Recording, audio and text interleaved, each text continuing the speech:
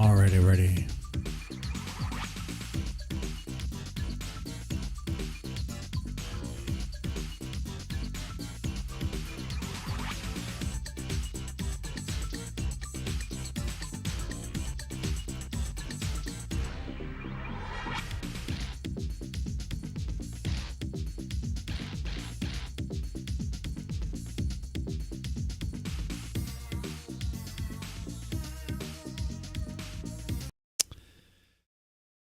No, we are here in the final days of the Thorps.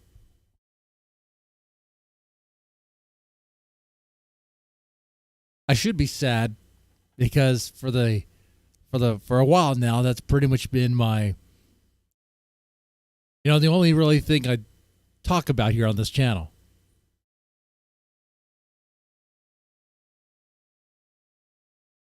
But for some reason, I'm like, I don't know, man. I've mixed feelings processing this. The Thorps are indeed in their lowest low. Are they streaming right now? I know they're supposed to, but are they actually streaming? Let's find out. Let's go and put this on the screen here. There we go. Are they streaming? Nope. Kings episode 3. It looks like it's a dud. Looks like it's nothing. Meanwhile, Becky Boop is streaming. So, today should hopefully be a slightly less chaotic Now, I'm not going to stream snipe her. But what, she has 446? Okay. Maybe not. I don't know. Is that local live numbers? Is that even that? As someone who can barely even get 20, 446 sounds pretty good to me. You know?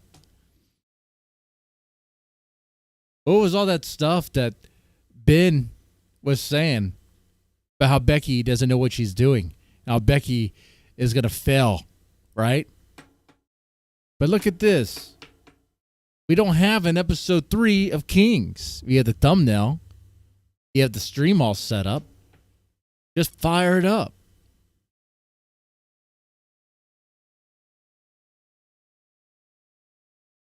I'll be your co-host, Ben. I'll be your co-host. And I want to talk about dads. I want to talk about our relationship with our dads.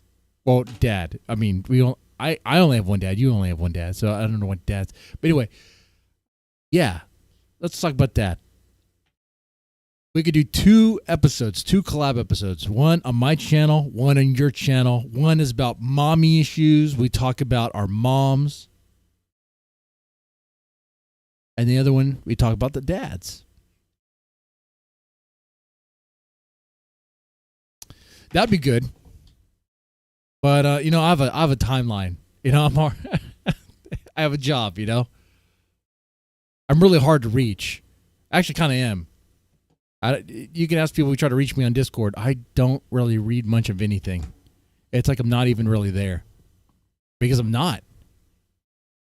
Most of my offline time is spent, kind of doing things around the house or with the kids or work or whatever else, I don't really have much to, I guess, hang around on Discord. No offense to those that do. Hey, I wish I had that time.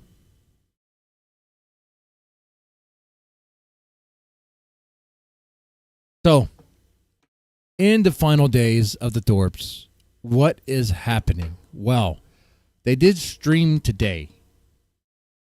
So, they lied. Or did they not? Well, they did. But I guess technically they didn't. Now, let me clarify. They said if things didn't work out with Gaynar, which is this gay Muslim dude who really loves huffing his own butt crack. Oh, man. I should have that clip. Ready to go. Hold on 1 second. We're going to get that clip.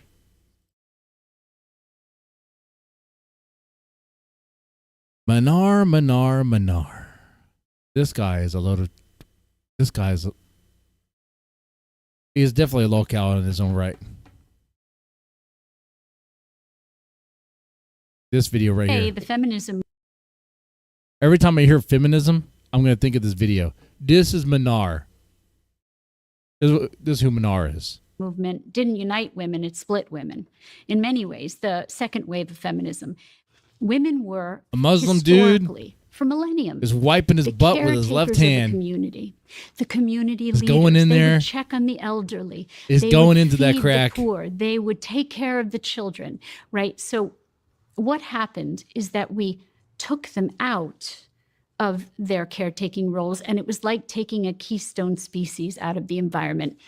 Much And then of watch the this. environment degraded and shriveled He up. moves like a cow, and then he wipes his hand on his eye, not just his face, but on his eye. It's like he wants to get pink eye, like he's trying to do it.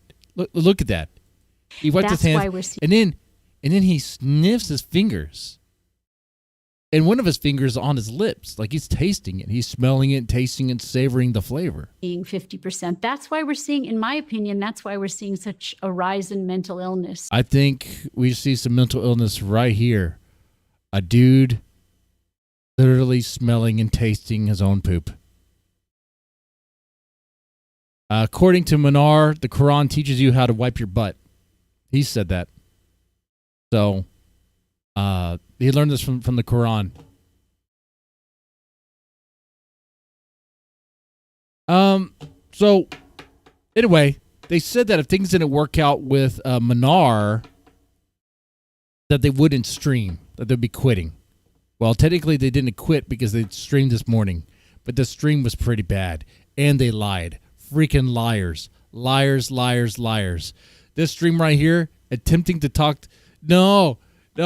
attempting to talk to the most sane Destiny Orbiter counterpoints.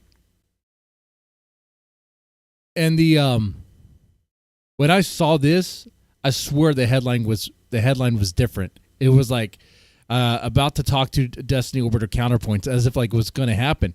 And I was like, wait, what? They're about to talk to counterpoints? Really? What?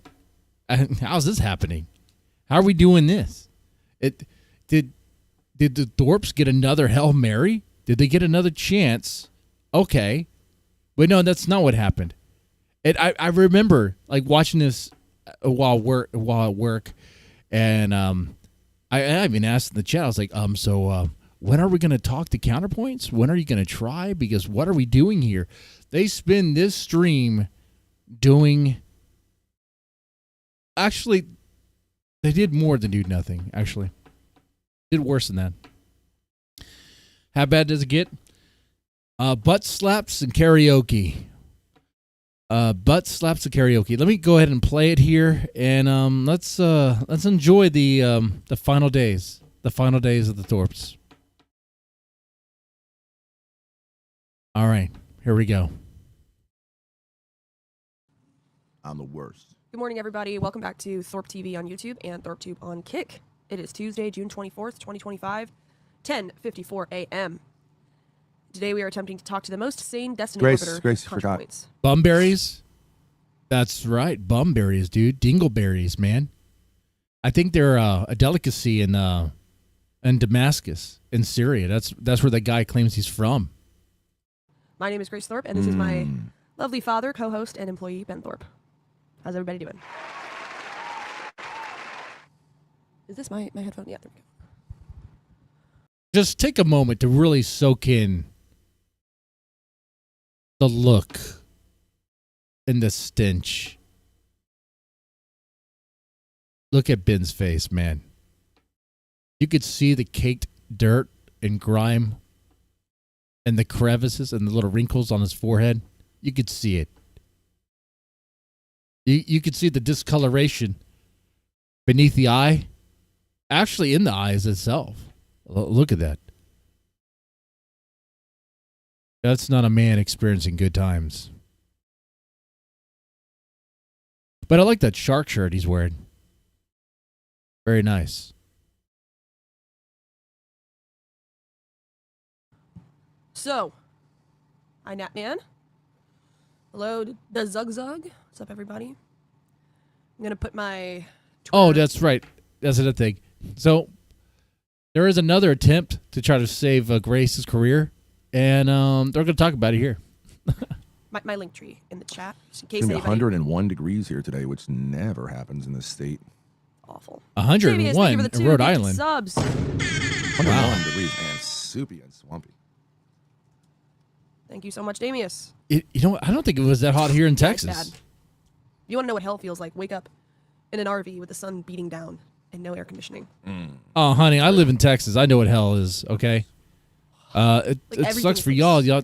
Anyways. Yeah, it was actually kind of like, I think, in the 90s here. So, Yes, Tori, the fish shirt returns. wow, that's kind of weird that Rhode Island had a hotter day than Texas. Because, okay. Hey, I don't know what's happening here, man. The look of failure and unwashable stench, that's right. That's what that is there. It did not have to come to this. You know, at the end of it all, in their final days, in their final moments, well, they then realize the errors that they made. Because Grace has been given some pretty good chances. I mean, if Keemstar came up to you and was going to offer you like money to participate in a stupid show, I mean,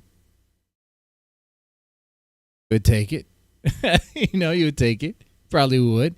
Probably make more than what you're making on your own, depending on the situation. I don't know. But definitely good for Grace. If she had stayed there. Well, when she left, she did get a sharp when she left Keemstar, she did get a very sharp increase in memberships and donations and all that. She just was not able to maintain that energy. Ben said himself that he didn't really want to do that. He didn't really want to cover that sort of content. But that at that moment, that was their bread and butter. That was what was carved out for them. And they just had to stay in that niche. Find how to make that niche work for them. Be kind of creative with it. And do that. Ben sabotages Grace's attempts to succeed mostly. Yeah, that's how I see it too. Cleans out your pores. That's true. I feel like my face is fresher, moisturized.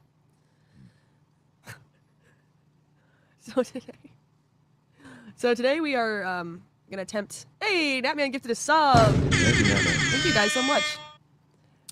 Today we're gonna be attempting to talk to a YouTuber named Counterpoints, who is currently streaming about a debate between these two guys, Pisco and Tomfoolery, who are Destiny orbiters, sub-orbiters kind of. Contrapoints. No, Oh. it's not contrapoints. Counterpoints. Counterpoints. Who's Counterpoints? Is that the trans woman? Yeah. Oh, okay. My bad, Connor. Sorry. I like Because I'm Counterpoints. like, It's wow, a that is compliment. really good transgenderism.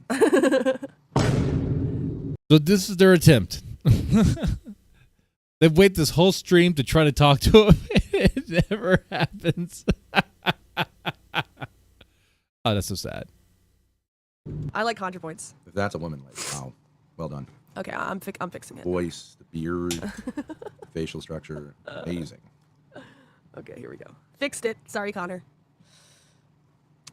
So he's currently streaming about the lawsuit Ethan Klein is pursuing against lawsuits against people who reacted to his content without adding anything, transforming it. Yeah. And apparently these two guys had some kind of a debate Ben and about Jerry's those lawsuits cyber and how they're terrorism using and that kind gang of stuff. stalking. This is Connor over here, and he's reacting That's to a the long debate. name. Yeah, there's a Oh, weird... these two were stalking you. Like, were they stalking on your behalf, or were they stalking you because he has such good ice cream? Honestly, Ben and Jerry's, I'd be stalking you too. Actually, I'd be hiding in your fridge. Okay, you wouldn't find me. I'd be in the box. I'd be doing like I'd be like Metal Gear Solid. Okay, be hiding in a cardboard box. When y'all shift is over, that's when I raid the ice cream. way in which Ethan Klein knows that like this is going to trigger, right, a kind of, well, this whole world to like debate it, I guess, right? Yeah. Yeah. And They were stalking the PC thing rooster. was like that too. Oh It's like the yeah, they latest were. thing. Yeah. Yeah. And of course, But it has to. It's a little bit of a tricky issue. It has to do with intellectual property rights, Collabing. Yeah. Forced things like fair collaborations. use and copyright law. But what they usually fail to do is situate it in a larger context. Like, Oh wait, are we gonna hear Ben's take on Ethan Klein stuff? what is the philosophical point of these laws altogether? Why do they exist? Why is there a concern here? What good does it do for society? You know what I mean? And if you get into any argument on a lower level, if you don't have, as almost no one does in this sphere, a philosophical grounding, it's kind of stupid to talk about like the fine grain, because there's always a larger What? issue. So Ben is the only one that has like a philosophical grounding. He looks at that. Okay. I'm not sure. I don't think you have to go that deep into the whole Ethan Klein lawsuit thing. Okay.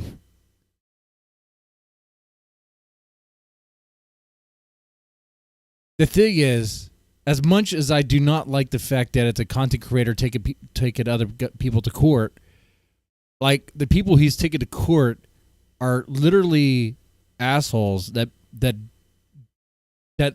literally did the thing. They were reacting to his stream, the content nuke, and was literally saying the thing of, oh, hey, let's not give him any views. Let's give me all the views and all that stuff. It was a whole thing.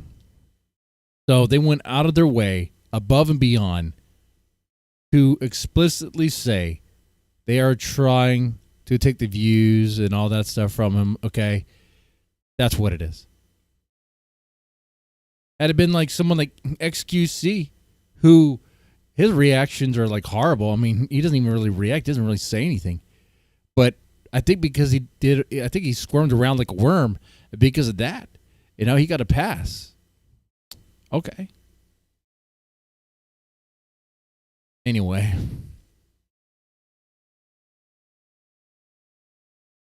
Then the police officer blew the cover when he said, "Ma'am, Ben and Jerry's are following you." Oh, dang. He blew the cover, huh? You know what I'm saying? yeah, I can see that. If you don't understand the larger issue, you're just wasting time. I don't think many people understand the larger issue. Do you know what? It's a tough one, actually. The larger issue. What's the larger? So the fine grain issue is, I make Bushito. content. You take Yeah, the that's- content, I like that. rebroadcast it. That's while doing good, your Manu. makeup. You get views. I do nothing. I mean, you do get views without really doing anything. Yeah. I should get paid since you're taking my content, right? Right. What's the larger issue there? So, in one sense, like you're stealing, right? But But it's not stealing in the same sense. Like, you're not really physically taking the item, but you're watching it and using it in a public way, broadcasting it to others in a way that's non-transformative. First off, that's the whole argument with fair use. If you're just going to watch the whole thing, walk away, and actually have your chair react to the whole thing, then that's a huge problem. Yeah, you're not even trying to react. That is just bullshit. if I, as I do, talk about ideas, and you take my ideas, put a pair of tits on them, and sell them for way more money than I sell them for, which is what happens here, although you've quit doing that because it's too oppressive for you. Did I I have really sell no them, though? such, like the daddy pill, whatever. Oh. I can't make a claim on you. Is Grace feeling objectified now? It's not really stealing ideas. You get what I'm saying? Or is Like, she feeling No, bad? That's not It's not- steal. That's not considered stealing. Even though you could basically be just like saying the exact same thing I am. Yeah, like fine. a girl could like copy what Jesse Lee Peterson says and just Right, market repackage it it, better, yeah. and that wouldn't be. I mean, I don't know if it morally would be considered stealing. It has but to get to legally it it's has not to get to a stealing. point where it's like very similar before you can make a legal claim. Uh-huh. It's the same thing with comedians, right? So let's What's we're gonna skip stealing a ahead joke? a little bit. We're If gonna I get make to a where kind they of talk variation of a about. mama joke and you kind of make a similar joke, Hold on. I mean, in a sense, behavior, right? So laws are about behaviors. Whether a behavior is what? Moral. Well, Skip ahead a we're bit. not. They won't you know feel what I free mean? to create. No, I don't care about people.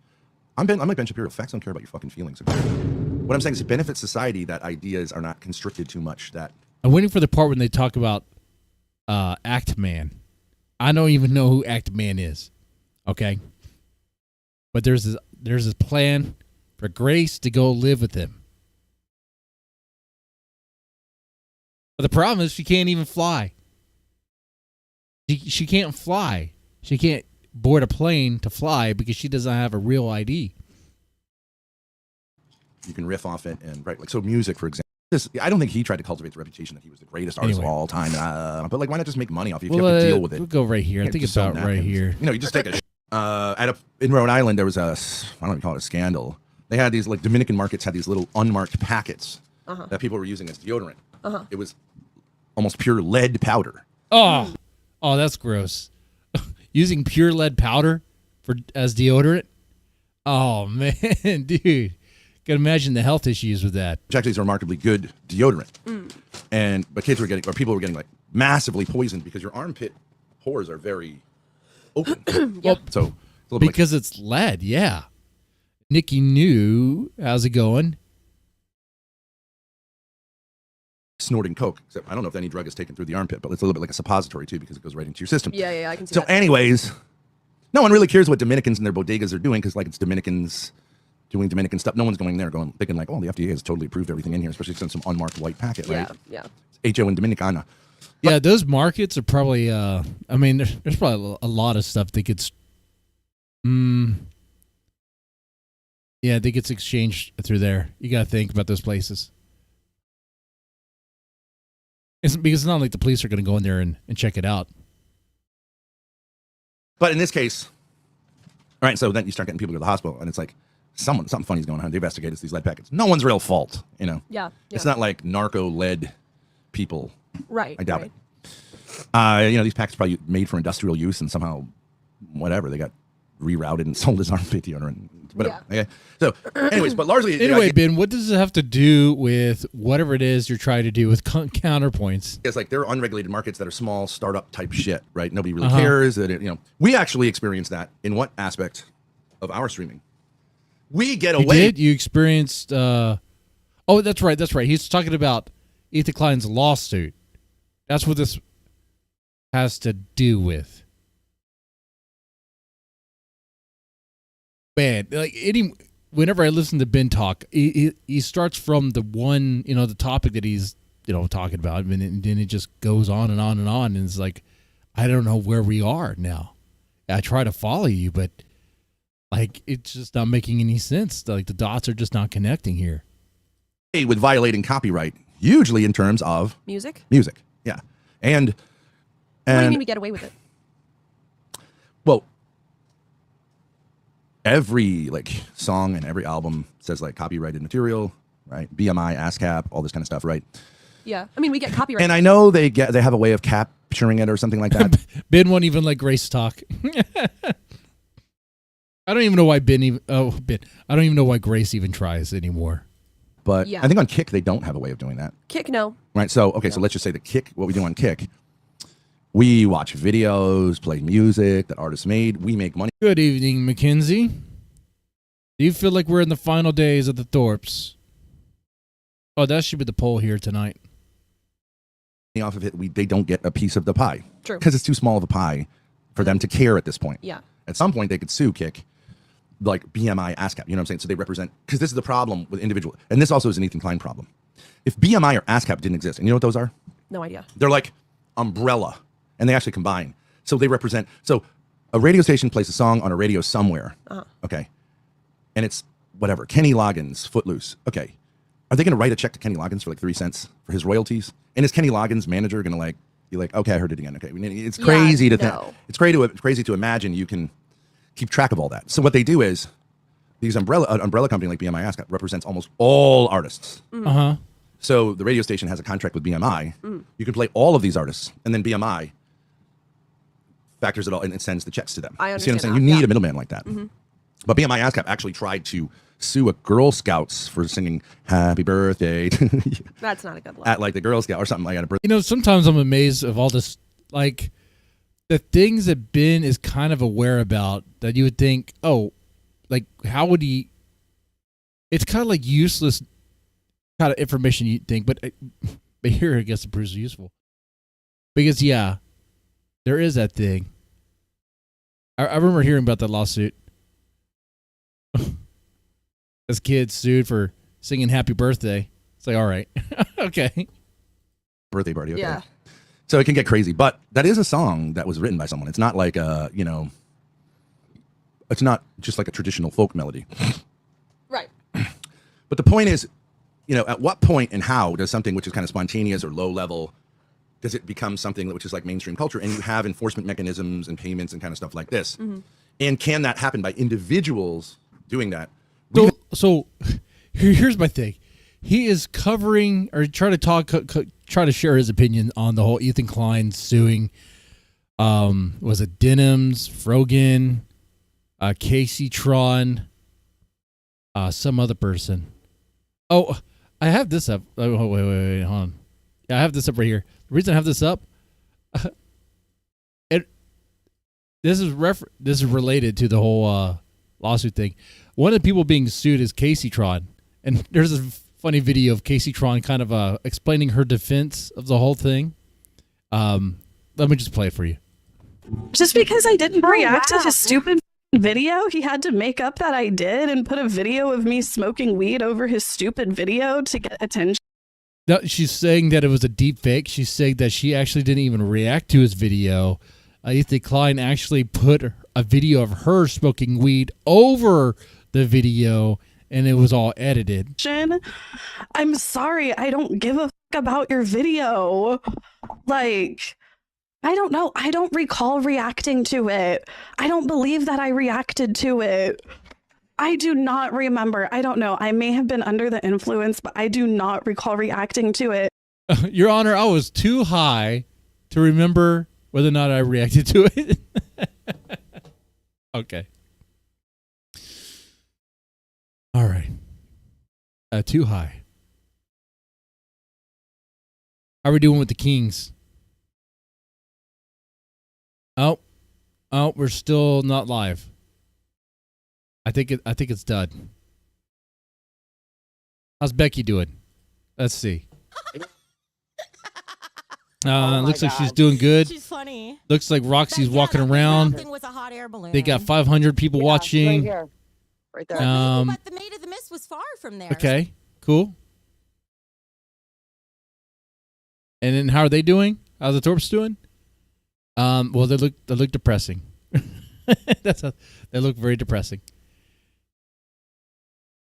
But the whole point of doing that is, like, Ben is trying to talk about the whole Ethan Klein lawsuit thing, but he's like so like lost in this weird thing he's trying to do. Like he's getting way too far into nonsense to explain.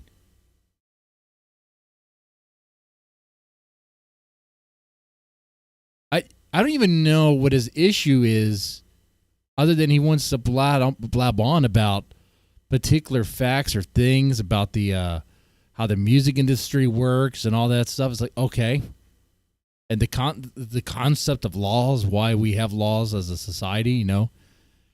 All right, it's like that doesn't really help us here, not right now anyway.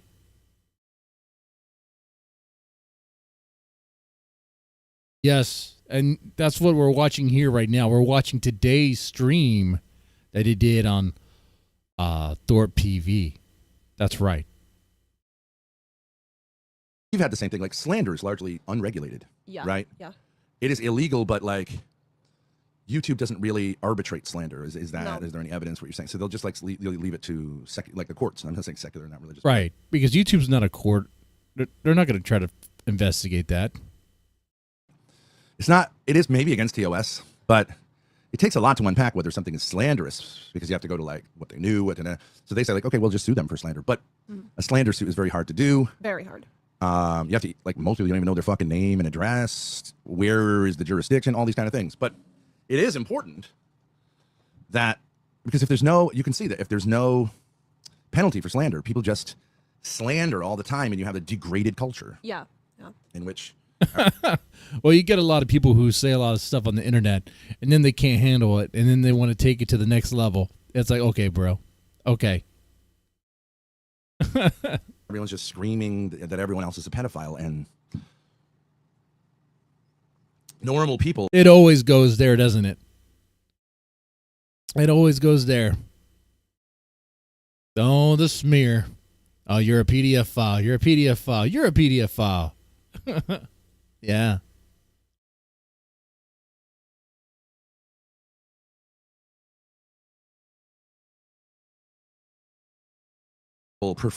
Most normal people prefer to be in a world in which, let's say, and because we're not next to each other, so I can't punch you in the fucking face to regulate that. Right. There needs to be like a fairly strong mechanism not to do that. Uh-huh. A mechanism in place to punish people who do that, right? Yes. Oh, Ben would love that. Because you don't have the natural mechanism of just saying like, I'm going to punch you in the face if you say that. Right. Okay. And that's the problem in media in general. So you have slander laws. You don't really have, in pubs, you don't really have slander. You know, like the bartender isn't going to say like, all right, you need to get out of here. It's just like, you say something about my mother, like, let's take it outside. That's how it gets regulated. You don't have. Oh, the bartender can tell you to get out of there. What are you talking about? Like the pub doesn't have this thing saying like, we really care about slander. We're no longer going to serve you if you start talking shit about someone's mother. What?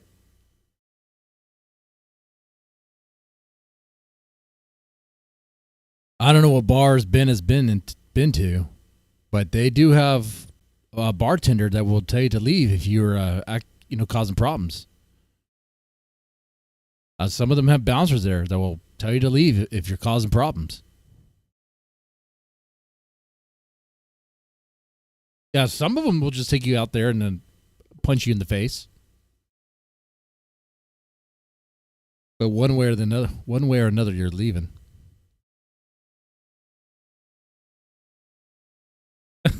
Tinsel. Yeah, like people always slander them about them, doing that thing. Yeah, Grace is supposed to be quiet and look pretty. And that's even fading. It's just regulated by violence, right? Yeah. Whereas a certain stuff with women, at a certain point, they'll throw the guy out. Like, fuck out of here, dude. Stop harassing her because, like, I need to step in. There needs to be a mechanism to get rid of you because you're going to chase all the women out of here, which is also going to chase all the men out of here. And it's just going to be you sitting here with your dick in your hands going, I don't get it. Right? So you go. Yeah. Go. Get out of here. But if it's two guys talking shit, well, you handle it yourself. But the rule is don't do it in the bar. Don't do it in here. Don't break the fucking glass. Take it outside. I don't want the legal shit, but kill each other because, like, whatever. It's just not my thing. Yeah. Unless someone pulls out a gun or not. Ben does not go to bars on the regular, okay? Ben does not do that. In my impression is Ben has been kind of like a shut-in in that sort of way. Kind of just stays to the house pretty much. That's about it. For whatever, but depending on the ethnicity of the thing, that might be seen as cool or not cool. So all this is interestingly, because we live near a place like this, the city largely regulates that by just saying if there's a certain amount of violence, we shut you down. We will not let you serve alcohol, even if it's not your fault, right? So it's just kind of saying like, don't let too much violence happen here. Even though you could say like, well, how am I going to fucking do that? And it's like, well, don't let certain types of people in here. Mm-hmm. That's the whole like shirt, shoes, whatever, right? Like. You know what helped wash down all that slander? A shot of Jack Daniels. No, but I'm not doing shots anymore. No more shots.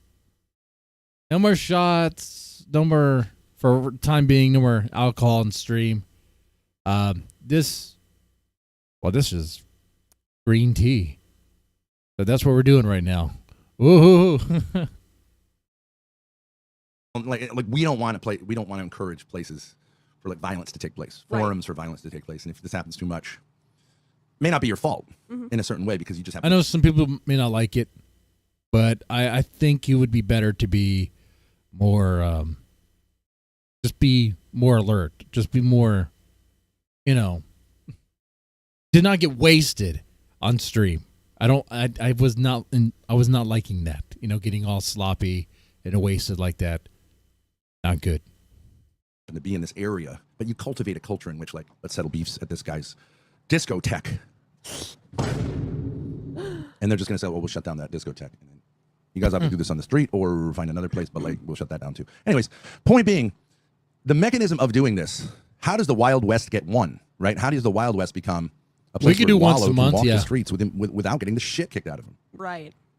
How does Arizona go from being like a place with banditos to being a place with Lalito? Oh, there we go. You can That was prance kind around of with him, too. funny, Ben. A place for Lalito. Yay. Because Lalo, right? Unity. Mhm. With his little pointy-toed boots, Well, not anymore, but yeah. his dumpy ass, his man boobs, and his little precious little hair. How is that? Ben is still talking about Lalo's hair and his dumpy butt. Man, that's proof right there that Ben is lying about himself. Lying about being straight. No. You, I mean, it is kind of funny, though. It's like, you know how I know you're gay? You keep on talking about Lalo, dude. You keep on talking about his dumpy butt. That's how I know you're gay. And what Ethan Klein is saying is individual people need to start enforcing the law to set this tone, to make examples of people. My question is whether that can work. I do think it has to be more a great film, Hang 'em High, okay? So Clint Eastwood gets mistakenly, but genuinely mistakenly, stopped and accused. Oh, thank you, Mackenzie. I would like to think my mom raised a functional alcoholic. Okay. All right. We like to drink and we can handle it. I think I can. My wife would say otherwise. I just get louder and more obnoxious. Red Bar, Pod Awful soundboard. Yeah, they're really abusing the soundboard. There's one part where they use the Rich Tech USA cheering. Yeah. You don't need a soundboard. Just make the sounds yourself. Yeah. That's kind of what you're doing. You're making your own audience. It's so dumb. It's like do. All right, Mackenzie gifted some memberships. Do. Meow. You know?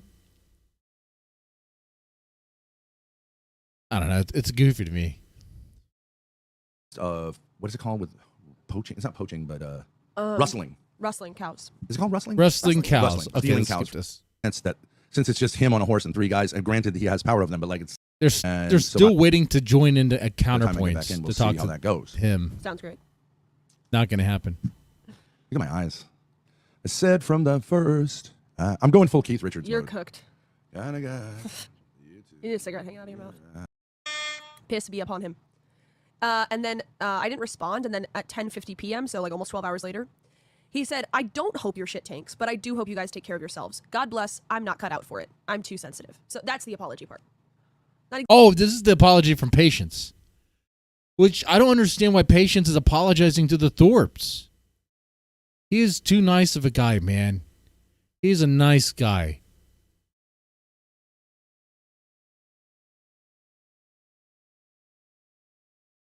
I know some of you guys probably watch Patience, man. Just continue to be nice to him, man. You know? He's a nice... He really does present himself as like a gentle soul. Okay? I hope one day his music goes far and he'll collab with Baby Metal. And that'd be great. I don't know. Moving on. At 10:50 p.m., so like almost 12 hours later, he said, I don't hope your shit tanks, but I do hope you guys take care of yourselves. God bless. I'm not cut out for it. I'm too sensitive. So that's the apology part. Not exactly an apology, but just kind of an explanation. Apologia in the Greek sense. God, I hate my life. I said, LMAO, bro, that's literally fine. Not everyone is up for this. I know I wasn't when I started. Did she say, God, I hate my life? Not exactly an apology, but just kind of an explanation. Apologia in the Greek sense. God, I hate my life. God, I hate my life? Apology in the Greek sense. Anyone know what that's a reference to? A classic line. Or Ben Thorp said he's a PDF file in the Greek sense. I guess he thinks in the Greek sense it means like one who loves children fondly. Though also the Greeks did like to love children quite literally, a little too much. So I don't know if using that term the Greek sense is still any better. It's probably not. I mean, the Greeks were known for, well, butt fucking little boys. Whoa, that should be washed down with a shot. That really should be. But nope, gonna power through. The only thing I have in me is nicotine. Probably a lot of it right now. I feel kind of lightheaded right now. No, legitly I do.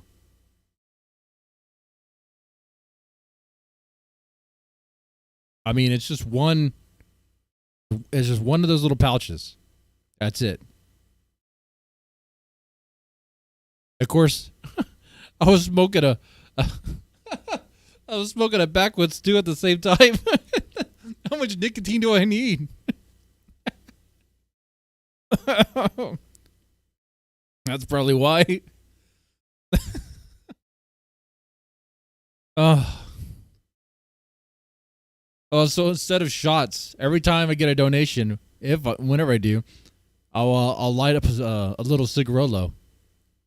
So that means you could have me smoking 5 cigarillos at the same time. So I spare my liver and I'm killing my lungs. Okay. Not better.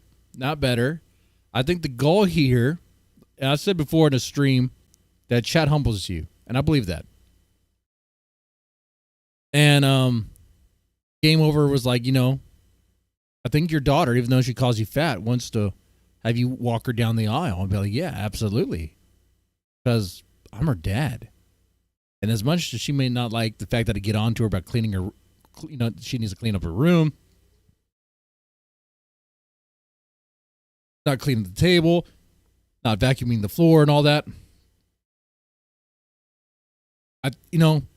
She still respects me in the sense that she knows that I'm always going to be there to help her out with things. And and it's those moments that I really enjoy. Anyway. Long story short, the goal is to get healthy. Be healthier. Anyway, let's listen to Patience apologize. He said, LMAO, bro, that's literally fine. Not everyone is up for this. I know I wasn't when I started, but I'm a naturally aggressive kind of person. This sounds opposite of apology. I didn't really read it. But I don't know. I guess I would say like he was like pissed and then he kind of corrected it 12 hours later. He said, I feel that I myself can only palate so much darkness. We all have our strong suits. For now, I gotta stay happy-go-lucky vibe. God is truly good for having sent you and your dad my way, and I want to apologize if any of my insults were hurtful. One love. God is good all the time. Fire heart emoji, peace emoji. I want to hear that apology one more time. Because that apology was... It was more like he's just really done with the drama. He's done with the diss tracks. He's done with all that. See, I think Patience, once he started doing the diss tracks, it was like, it was setting him down a road of just channeling. Honestly, it didn't seem like that's something he really wanted to do. He's not the sort of guy that would do diss tracks. Okay? He's just not. Now, he did make some that were bangers, absolutely. And the only place you can hear him is on my channel. I still need to upload the other reactions that are recorded. But I don't know. I guess I would say like he was like pissed and then he kind of corrected it 12 hours later. He said, I feel that I myself can only palate so much darkness. We all have our strong suits. For now, I gotta stay happy-go-lucky vibe. God is truly good. Yeah, I can only take so much darkness. I never apologize to the Thorps ever. Yeah. I mean, I understand that. I understand that mindset, and I agree with that.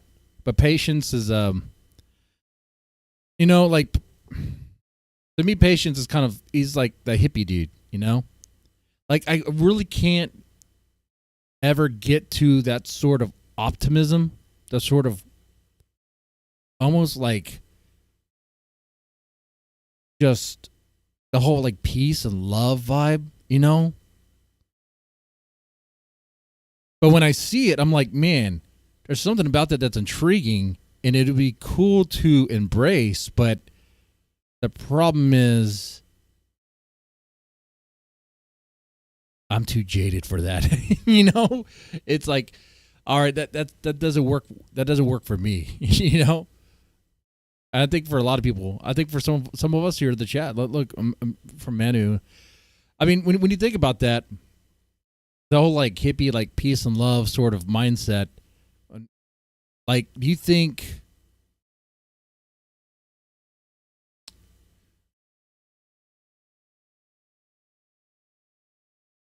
it's like too much in one direction?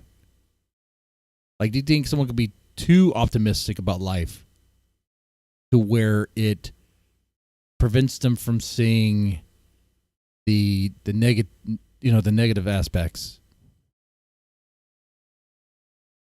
Good for having sent you and your dad my way, and I want to apologize if any of my insults were hurtful. One love. God is good all the time. Fire heart emoji, peace emoji. So, here we go. It's the patience breakdown. Well, are you going to accept his apology, Grace? I don't have a problem with somebody saying that. Like, I'm just not made out for this. I don't have a problem with somebody saying that. And I appreciate that he took back, like, I hope your stuff tanks. I hope you fail. Like, he was like, no, I don't hope you fail, but I'm just too sensitive for this kind of stuff. Hey, man, I don't have a problem with that. Well, maybe patience can bless you guys. I don't think he has that sort of skill. I think you guys need to get with Becky Boop, because apparently they practice witchcraft. What's Becky doing right now? So maybe you're going I don't know. Depends what you're working. No, you know what it is? Although I would figure if you were doing slot Look, there's an RV. Or there's a van. Is that the Thorp van? No. or something, it would be okay. But Roxy said no recording in casinos. I'm going to check. I'm going to ask my hostess. Yeah, I don't think you can record inside a casino for reasons. For obvious reasons. If I can stream, if I can record me playing slots, not the tables. Yeah, because then it's a little. Yeah. They don't want you recording you playing the tables. They do not want that. They're probably just going to say no recording, period. Okay? I wouldn't mess around in a casino. But I wouldn't really mess around there.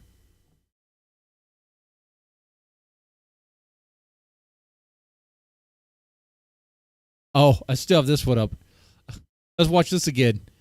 This is how men wipes his butt. The feminism movement didn't unite women, it split women.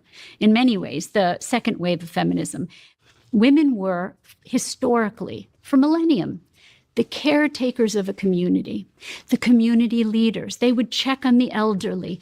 They would feed the poor. They would take care of the children, right? So what happened is that we took them out of their... It's going deep in there, man. You can't tell me that was just a butt scratch. Caretaking roles, and it was like taking a keystone species out of the environment. Much of the environment degraded and shriveled up.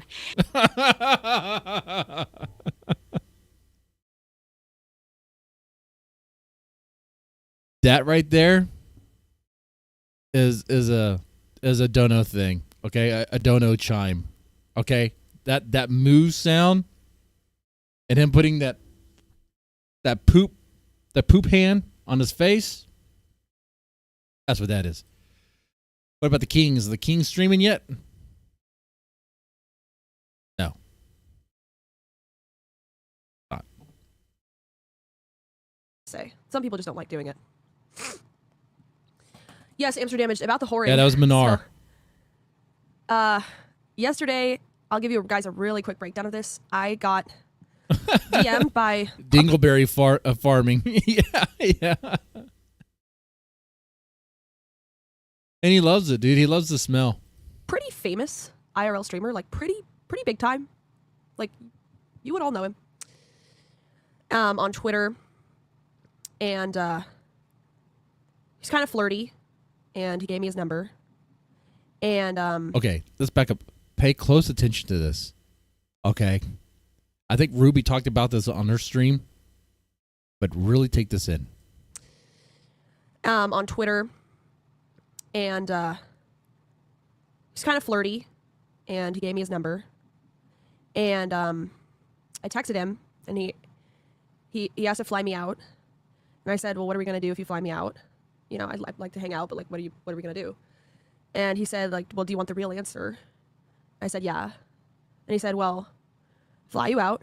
We go shopping. We go to dinner. We get drunk. We do a stream together. And then we have sex. And I was like, oh, okay. I'll have to think about it. And I don't really think he meant, like, I don't really think at that point he was like thinking that I was going to do it, because if you say something. No, he probably did. He probably did. You just say like it's basically an exchange of clout for sex. I don't know if any girl. That's what it is. That's exactly what that is, honey. Clout for sex, or sex for clout. Would take you up on that offer, just like out the gate, just like sex for clout. I would have to be a total whore to say, okay, yeah, that sounds good. Like, I get that it's a transaction, but you shouldn't, like, you really have no hope of getting pussy at that point. So I don't know why he said it exactly, but it's kind of depressing. Now, what does Ben say about that? Not gonna lie, I appreciate the honesty, but there's All right. welcome Ben. back. Can I go have a smoke break? I'm dying. Get out, kid. Get out, kid. Yes. I only had that last cigarette. Do you have the RV key? It's stinky. Sorry, I can't stop doing that. Here's the case. Oh, the RV's stinky? Empty. Fuck. Oh, man. That RV still has a full shitter. A clogged shitter as well. Yeah, she has to run it by your dad. RV key. I'm keeping the lighter. Bitch. We're going to let it cook because I think we're getting more details from So that. what was Grace telling you dirty stories? Because she has a dirty story. Why not just take it out and like leave it on the table for me? Take all. I like it when you have to root through my pockets. Jeez. Oh. Little pocket pool in the corner pocket. Yeah.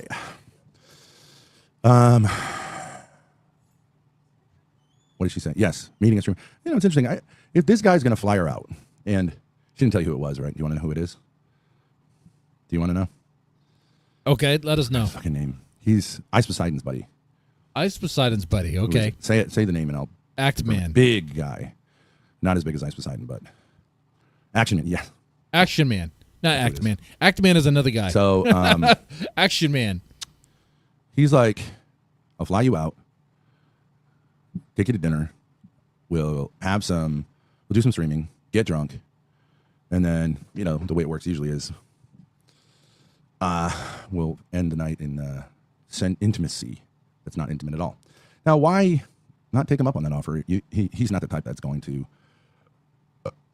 force someone. Why not take him up on that offer, Grace? Why not take him up on that offer?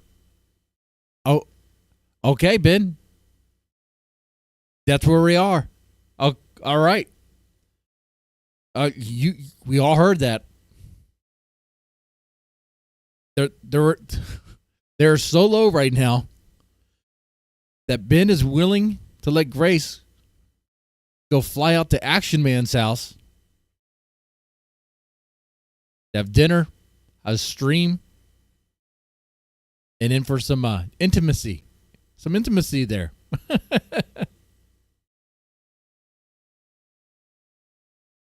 Aaron Imholte? That guy, that would be funny. That would be so funny if it was a Still Toe morning show guy. Why not do it for the opportunity to stream? And then just say, thank you. I understand your intention is this, but no one's going to say, like, this is like a contract for prostitution. You know, she's welcome to say, like, that's what you want to do, but I'm not going to do that. But I would do it if, you were able to convince me to do it. Like, isn't that? But I would do it if you're able to convince me.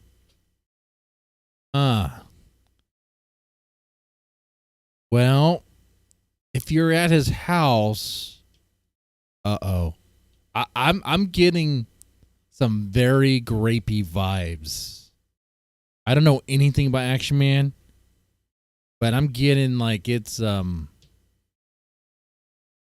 a lot of implications there. You guys ever watched Always Sunny?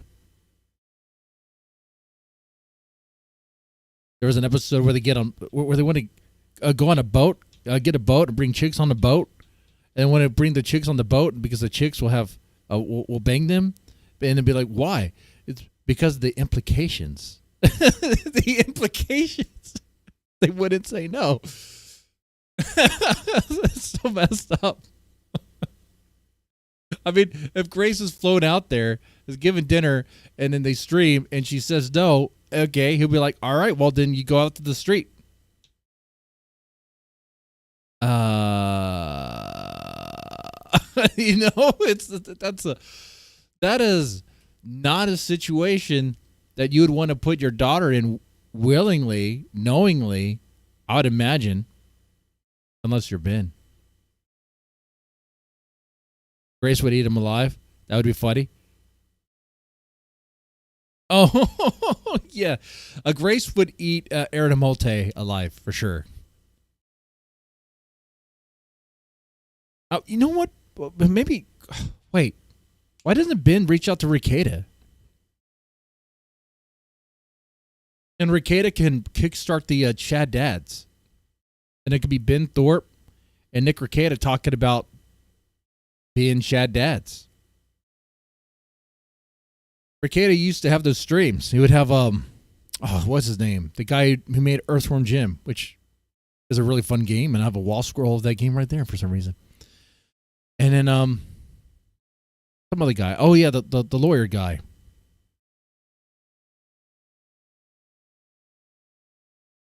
It's been a long time.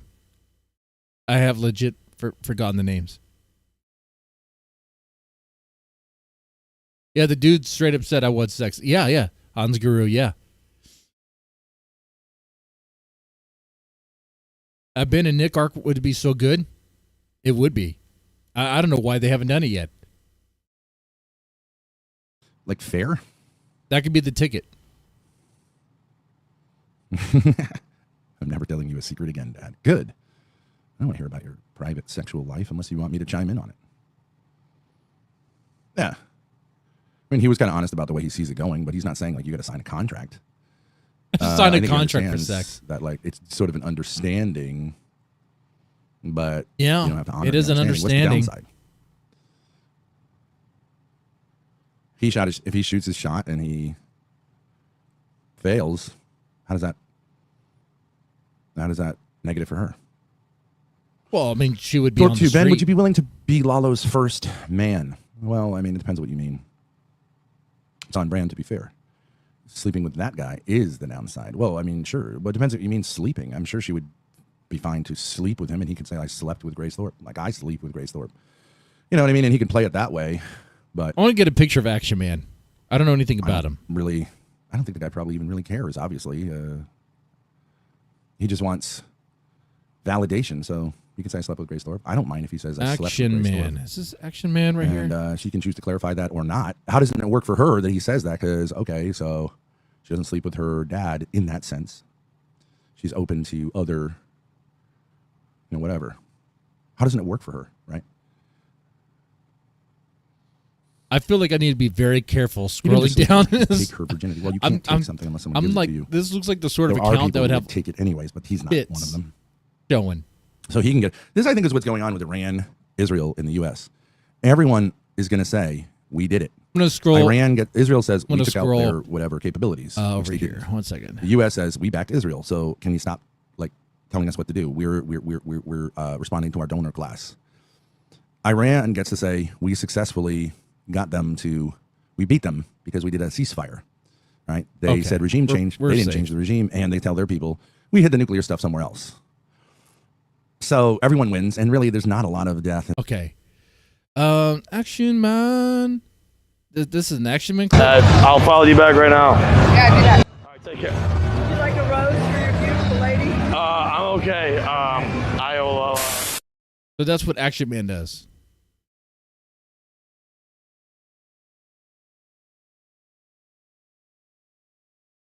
Any other clips?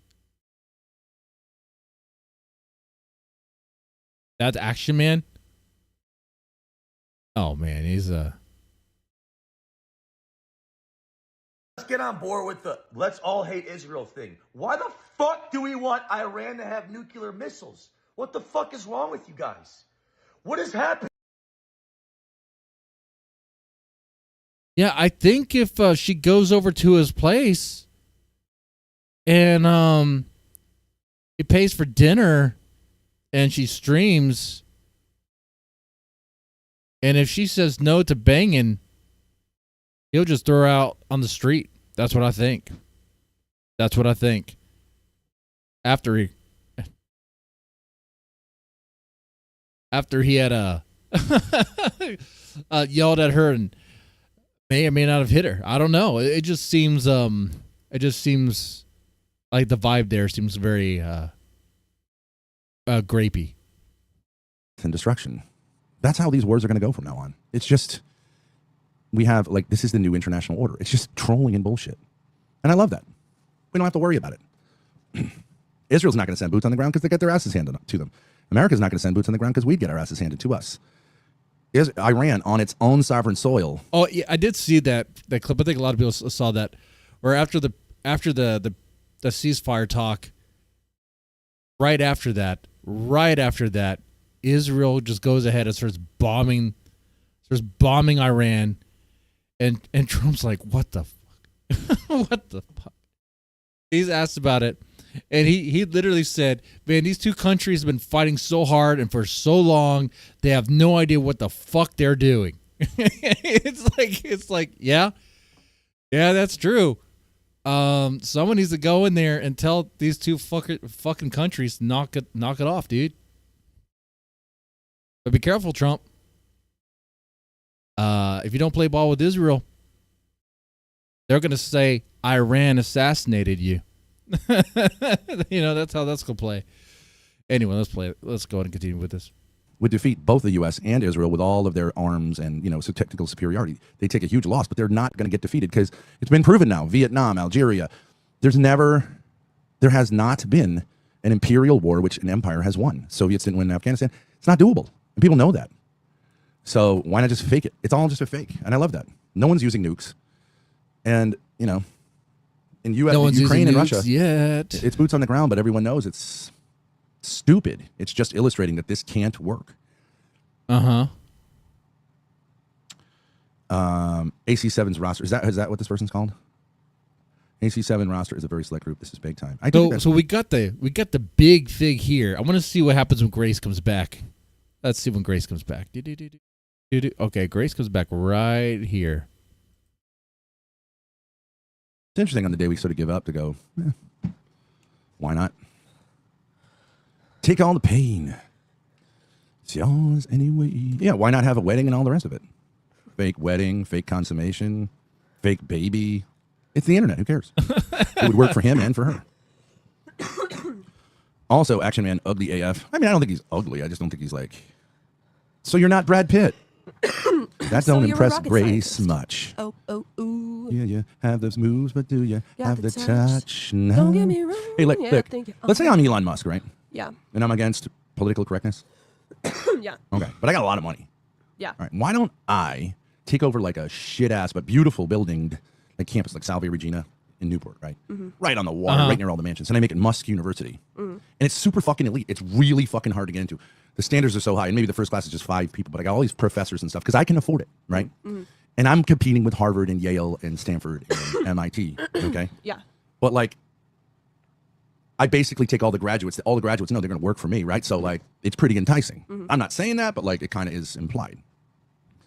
You'd get some top tier, and tuition is free. Mm. Tuition is absolutely free, and it's a meritocracy. I don't care what color your skin is. I just want smart people, right? So Elon Musk starting his own university.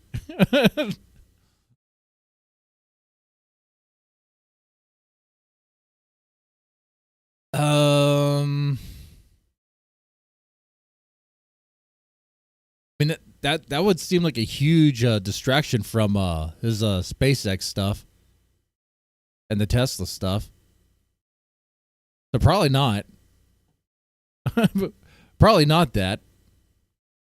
So I scour, right, the country, and I promote because I got money. Oh, no, he doesn't have to do that. import the Indians that could work for cheaper. Because I remember when Trump was talking about getting rid of the visas or looking at the visas and doing them differently, Elon and what was the other dude's name? Oh man, I forgot the other dude's name. We're like against that because they like the cheap labor that they can get from India. So just think about it instead of going to Harvard, right? I want kids. Grace has got the TB, probably for all the smoking she does. A geopolitics with a failed Ethiopian restaurateur. Yeah. Who are smart. And I'm going to have smart people interview them and get rid of the losers, get rid of the ones who did all this stuff because like they're guidance counselor. I want the ones who really seem to care about something. I don't really care that much about their grades. Their SAT score, yeah, like they should be smart, but like it doesn't matter that much. I want the ones who are going to be movers and shakers, right? I don't want these fucking drones that like make up the bulk now of like the elite universities. The drones, the soulless kind of, Grace, cover your ears. Asians? That's exactly what Elon's going to hire. Asians. What are you talking about? What are you talking about? He's be hiring them. And Jews, right? Yeah. I want, and maybe, hey, I'm from South Africa. I'm white. Why can't I get white kids? Who cares? I'm funding it. I don't care about fucking. Keep in mind, this stream, I swear, it was originally titled, so attempting to talk to the most sane Destiny Orbiter counterpoints. And I was like, wow, they're actually going to talk to counterpoints. They're actually going to talk to them. But no, we don't get there. We don't ever really get there at all. Federal money or whatever. We're not doing any of that stuff. It's just my university, right? Musk University. Yeah. A Musk University. Beautiful campus. Dining room. Everything's free. And I offer something different than Harvard and all these places because like you're going to have to read some books and have discussions. And it's not like all these grades and stuff. It's like it looks like you guys are kind of torn on the are we in the final days of the Thorps? That 58 yes is not a very confident yes. Old school, right? And you get these kind of professors who are like, yeah, I'd like to teach, not become like a kind of drone in a perplexing political correctness thing where you're called in because Tyrone said he felt uncomfortable in my class. Right. And I can't just say like he doesn't belong here. Well, yeah. He doesn't belong That's here. true too, Tinsel TQ. It'd be Tate's now Musk Hustler University. Yeah. Another thing about Musk is that he can't help himself with he cannot help himself around beautiful women. For some reason, he just has to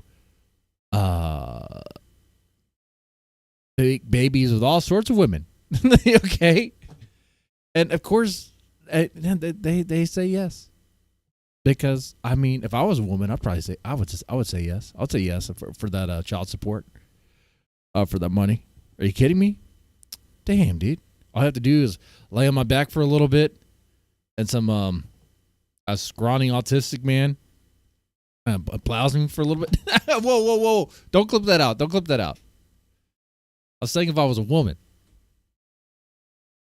If I was a woman, I would man, I'd be a gold digger, dude. Absolutely. I'd be like, I have this, I have that. All right. I'm moving up in the world. Mackenzie, we say, I don't have the attention span for Ben. Anytime I think I know what he's on about, I realize I have no idea. Yeah, that's what happens with Ben. He's not up to snuff. That's why it's like nearly impossible for Grace to keep up. All she can really do is, yeah, all right. Enough. But if he does belong here, then fine. But like, let him cry to me. I'm going to have an interesting discussion. But like, there's no affirmative action. Blah blah blah. Police. And at the age of 22, I mean? she could be living her own life right now. Whatever. But it's not. If there aren't those, they got to really have their chops. This is not rehab for people whose education having a party on the beach. A way to on ramp people who are like part of a class that's been neglected. It's like, I'll take the elites. I want the elites. People who've read books with their parents and have thought about things and have, whatever color skin, male, female, whatever.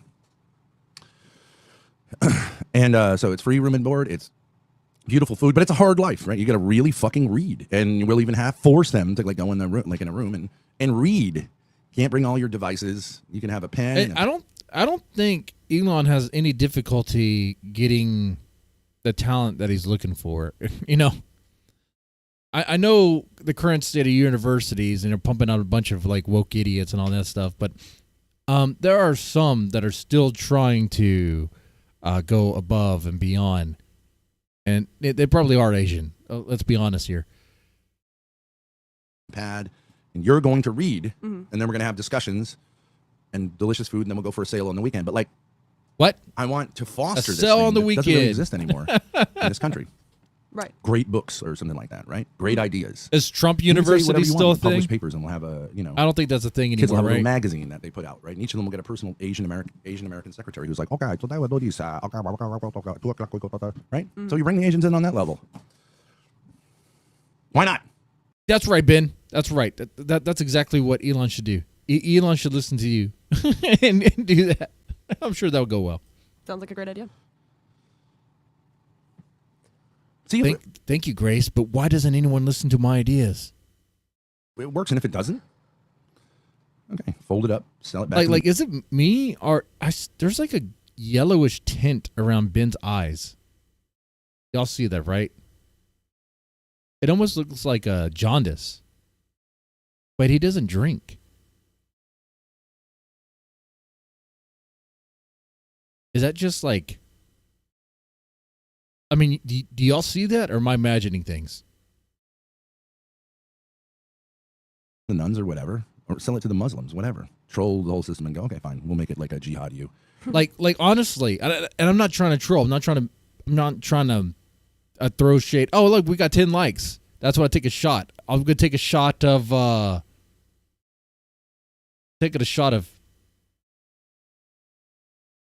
well, you know what? I'll just take a swig of Arizona green tea. That's where we're at now.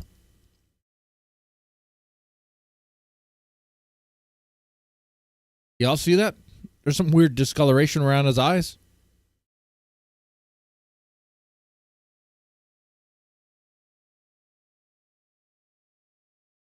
I'm no longer a subsidiary.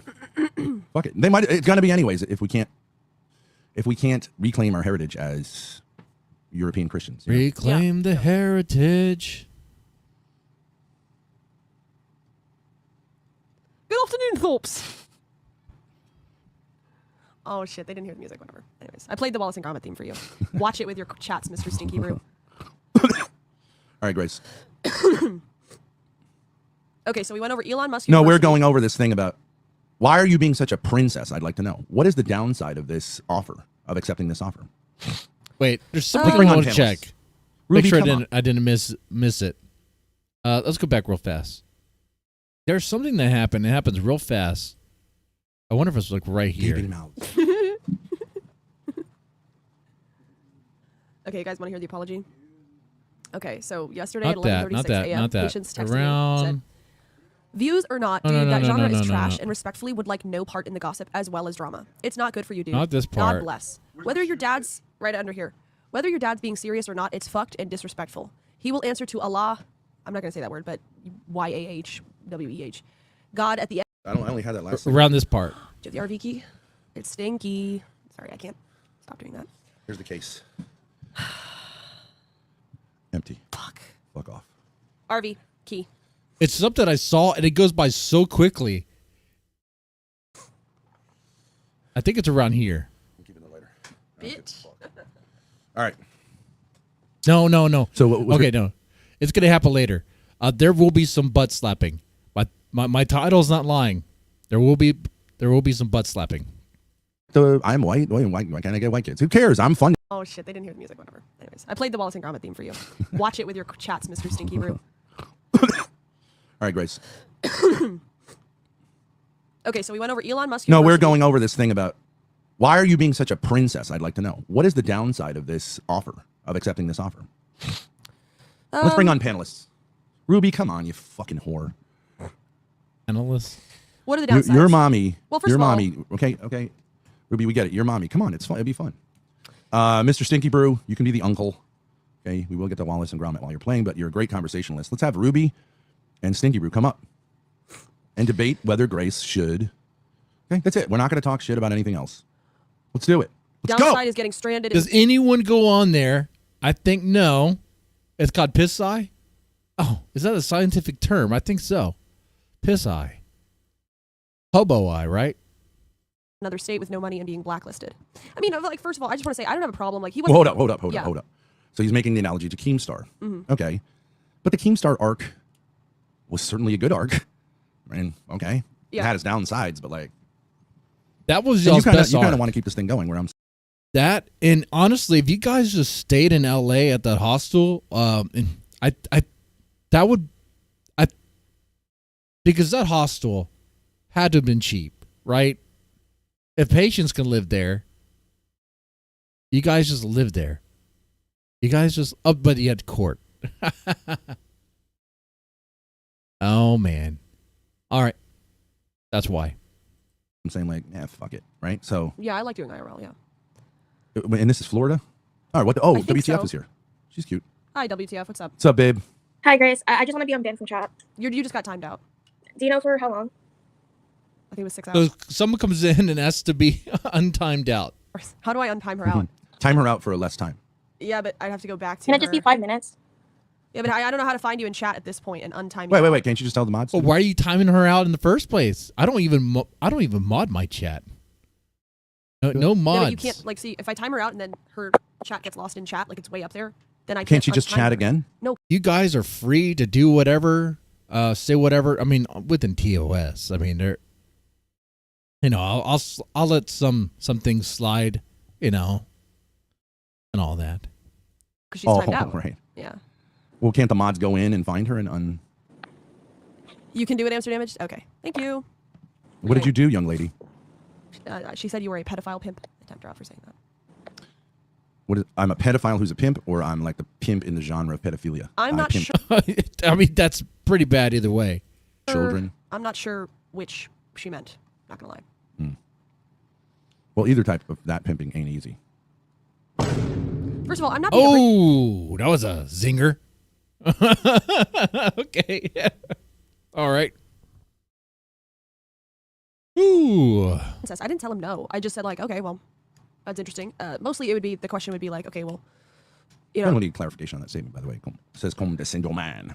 If he's going to fly me out, what are you going to do? How's that going to work? You know, I don't have money. How am I going to pay for extra stuff? Well, the idea is he's going to pay you out. Now, check this part out. Okay, so they have this gig. They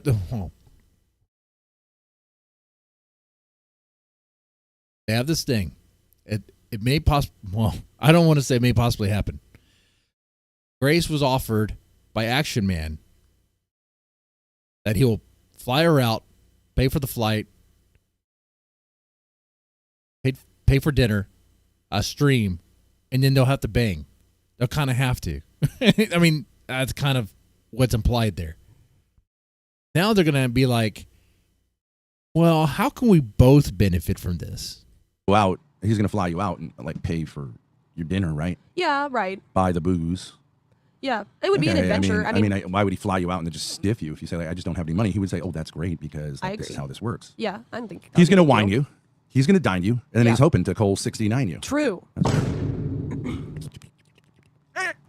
Okay, but if he wines you and dines you, 69ing Grace? Oh, gross. No, that's his MO. Excuse me? I don't buy you no Burger King, bitch. You buy me Burger King. That's true. That's true. Anyways, I don't think I'm being a princess about it. Why don't you say yes? Because what are you going to do? Ben outright says, Grace, why don't you just say yes to that offer? Why don't you just say yes to it? Oh, it's me. That's the problem. Yeah, I'm just going to take off. I'm tired. I'm going to go to Florida. Well, first of all, how does this work, right? He's not going to buy you a ticket and get all your info, right? He'll just pay you money to fly down. You buy the ticket. Probably, right? Yeah. So if you're able to get 2 tickets, if you want me to come down there, just get 2 tickets. Yeah, but then if you're down there, you're going to need a hotel. Well, what is he going to do? Not get you a place? So now we're going to get 2 tickets and a hotel room for Ben. There's no hotel in this deal. Well, but where are you going to get changed? You're just moving in with him? The idea would be I'm staying in his apartment. Well, why not say I just need an apartment? I mean, you got to pay for. Hey, Actionman will say, why doesn't Grace just change in my room? What's the problem, baby?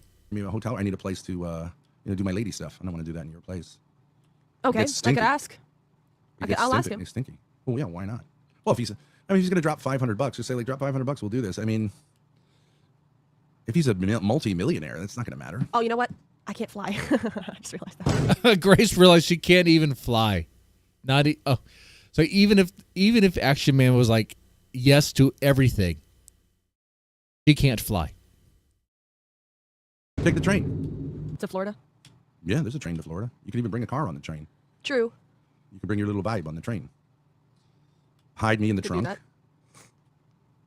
I'll ride in the trunk like the hobo. I am. And the ride, I'm either alive or dead, depending on how the trunk time went. You drive off. Smuggle Ben in a duffel bag. Why can't you fly? I don't have a real ID.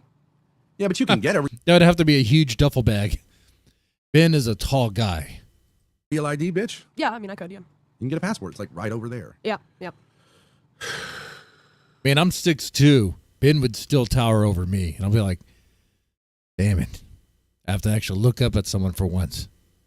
Usually I'm just looking down at people. I don't know, just... He said I could take my time and think about it. Take well, okay, or we can drive the RV down there. Yeah, I don't know. It's just like going to Florida. Like do it, Grace. Do it. I mean, you guys need more RV content anyway. Like this, being in this room, it's stale. It's not good. Get back on the road. I hope that this is going to work out. I'm just so sick of all that stuff. I don't know. Well, you like the guy, genuinely. I think he's... And if Action Man tries to do anything, tries to force you into anything, you stream that too. Make that into content. Make that into some spicy content. There you have it. Boom. Got to get back in there. The IRL stuff was good. I'm sure it was very expensive, but that was good stuff. Very likable guy. Yeah, he's goofy. I think he's I don't know that I would have a big intellectual conversation with him, but like, it's not really what it's about. Yeah. Well, Juno, Grace isn't a streamer. She's Hans just been Guru, sick, but yeah, like Grace true. says she's an IRL person, so. Ben, Yeah, Ben's I probably enjoy going to doing be that. a no bueno situation, I huh? don't enjoy it. It's like, Let me ask you this. genuinely enjoy it. Ruby's like, Grace, you shouldn't do that, right? Yeah. I would say no. Do you believe her? No. She would go in a second. Yes. That's what you think. I think so, yeah. It's hard to see how she wouldn't. Ruby, get up here and defend yourself. I'll get off. Make the argument, Ruby. A young woman. Ruby's not even going to do that, dude. Like, no one's engaging with these guys. No one. Well, other than Dalmatian Dog. Twat is at Steak. peril. And you know what happens when it goes the wrong And way. OBC Dog. We could actually literally pull up pictures of your cooch right now Ruby and see where Grace could end up, right? Ruby would do it for a pack of Newports. Guys, my job at the bookstore requires my dedication. I'm not sure that the book industry could survive me taking 3 days off. Plus, Hernando would be not getting free cigarettes. He could perish. Wow, look at this. Ruby, if you choose to go on, I'll go on with Yeah, that's a good way to try to get Ruby on your little panel. you as emotional Yes! support.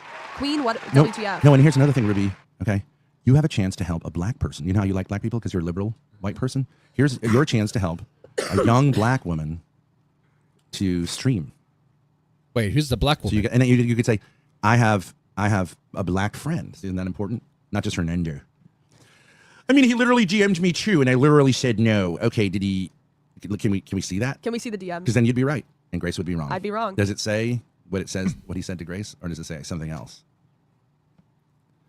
Because I didn't get that DM. Who got it? Who on earth would pay Ruby a full pack of smokes for sex? The price is Couple of too Lucy's. high. Couple of Lucy's. She's there. DMs versus DMs. Let's go. Yes. It's time to bring receipts, ladies. Okay, so like Ben's voices are pretty funny. I'll have to say that. like his Ruby voice, it's a pretty good voice. STD test for content is good.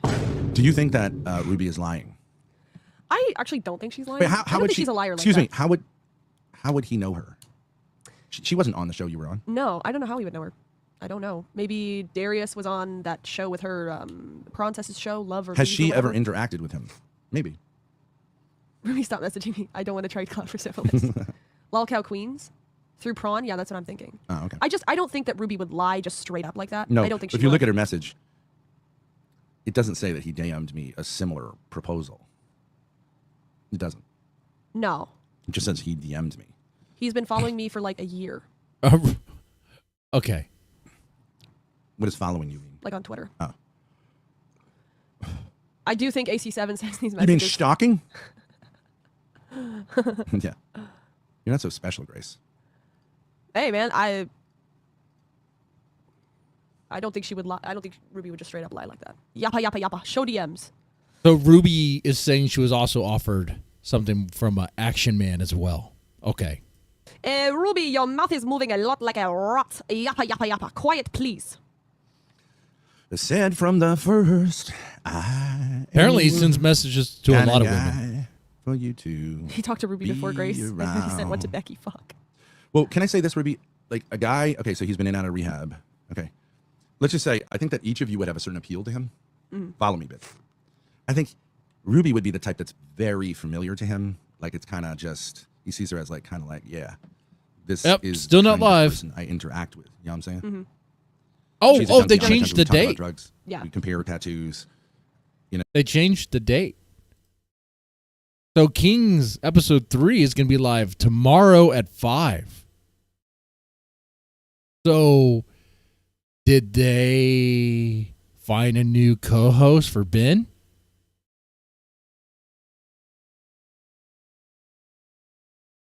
Probably not.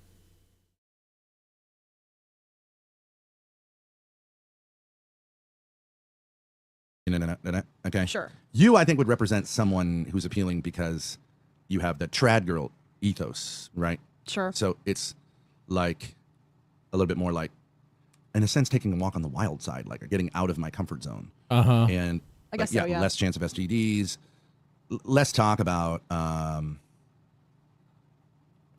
love this, mommy. It's Please just don't do emotional. this. Like Ruby's trying to tell Grace to not take the offer from Action Man. Don't do that. Good news, Ruby. Grace can't fly. And if they do go there, she's going to take Ben with her in the RV. And then that's going to actually prevent anything from happening because it's Ben. That's what that is. They asked Big Tech in Discord. Oh, okay. Well, there you have it. Grace, I'll be taking a shower now, okay? But while I'm going to meditate on my words of wisdom to you, don't do this. So Big Tech and Okay, Ruby, Ben. I won't fuck for Clout within the next hour. Thank you. What are they going to talk I'll be about? back for you. Domestic violence? Don't worry, mommy's just taking a shower to wash her cooch out, which she has displayed on the internet for hours and hours. But when I get back, I'm going to protect you from doing the same thing, which is what you want me to do, right? Ben and Jerry cyber terrorism and gang stalking. But the reason she's not live streaming on Chatterbait, her shower, Yeah. is it because she's become reformed and sees that this isn't good, or is it that it's just old? Good question. It's become, how shall I say, it's the roast beefiness becomes roast beefier with time. Am I right? I think so. Uh-huh. Okay. So okay. maybe. So Ben's saying the only reason why Ruby stopped doing the cam stuff is because she aged. All right. It's just really not. Hey, there's a fetish for that too, okay? Worth it because you don't have many fans. There's some people who like But- the So maybe milfs it's just that. and maybe then it's the not gilfs. love. But maybe it is. Maybe it's not caring about you as much as it is envying that. Has she ever seen your cooch? No. I mean, maybe briefly when we were changing into bikinis. When we were engaging in oral sex together. What? Ben and Jerry are following you? Did you have any sexual contact with her, Grace? No, I did not. You slept with her? I did sleep with her. How many nights did you spend in a bed next to her? 3. What was, and there was no contact? Well, Grace spent 3 nights next to Ruby in a bed? well, sometimes she would shake and violently. You spooned each other, Maybe, no, we were cheek to cheek. cheek to cheek. Yeah. Butt cheek to butt cheek. Did you fart into each other's assholes? What kind of question is that?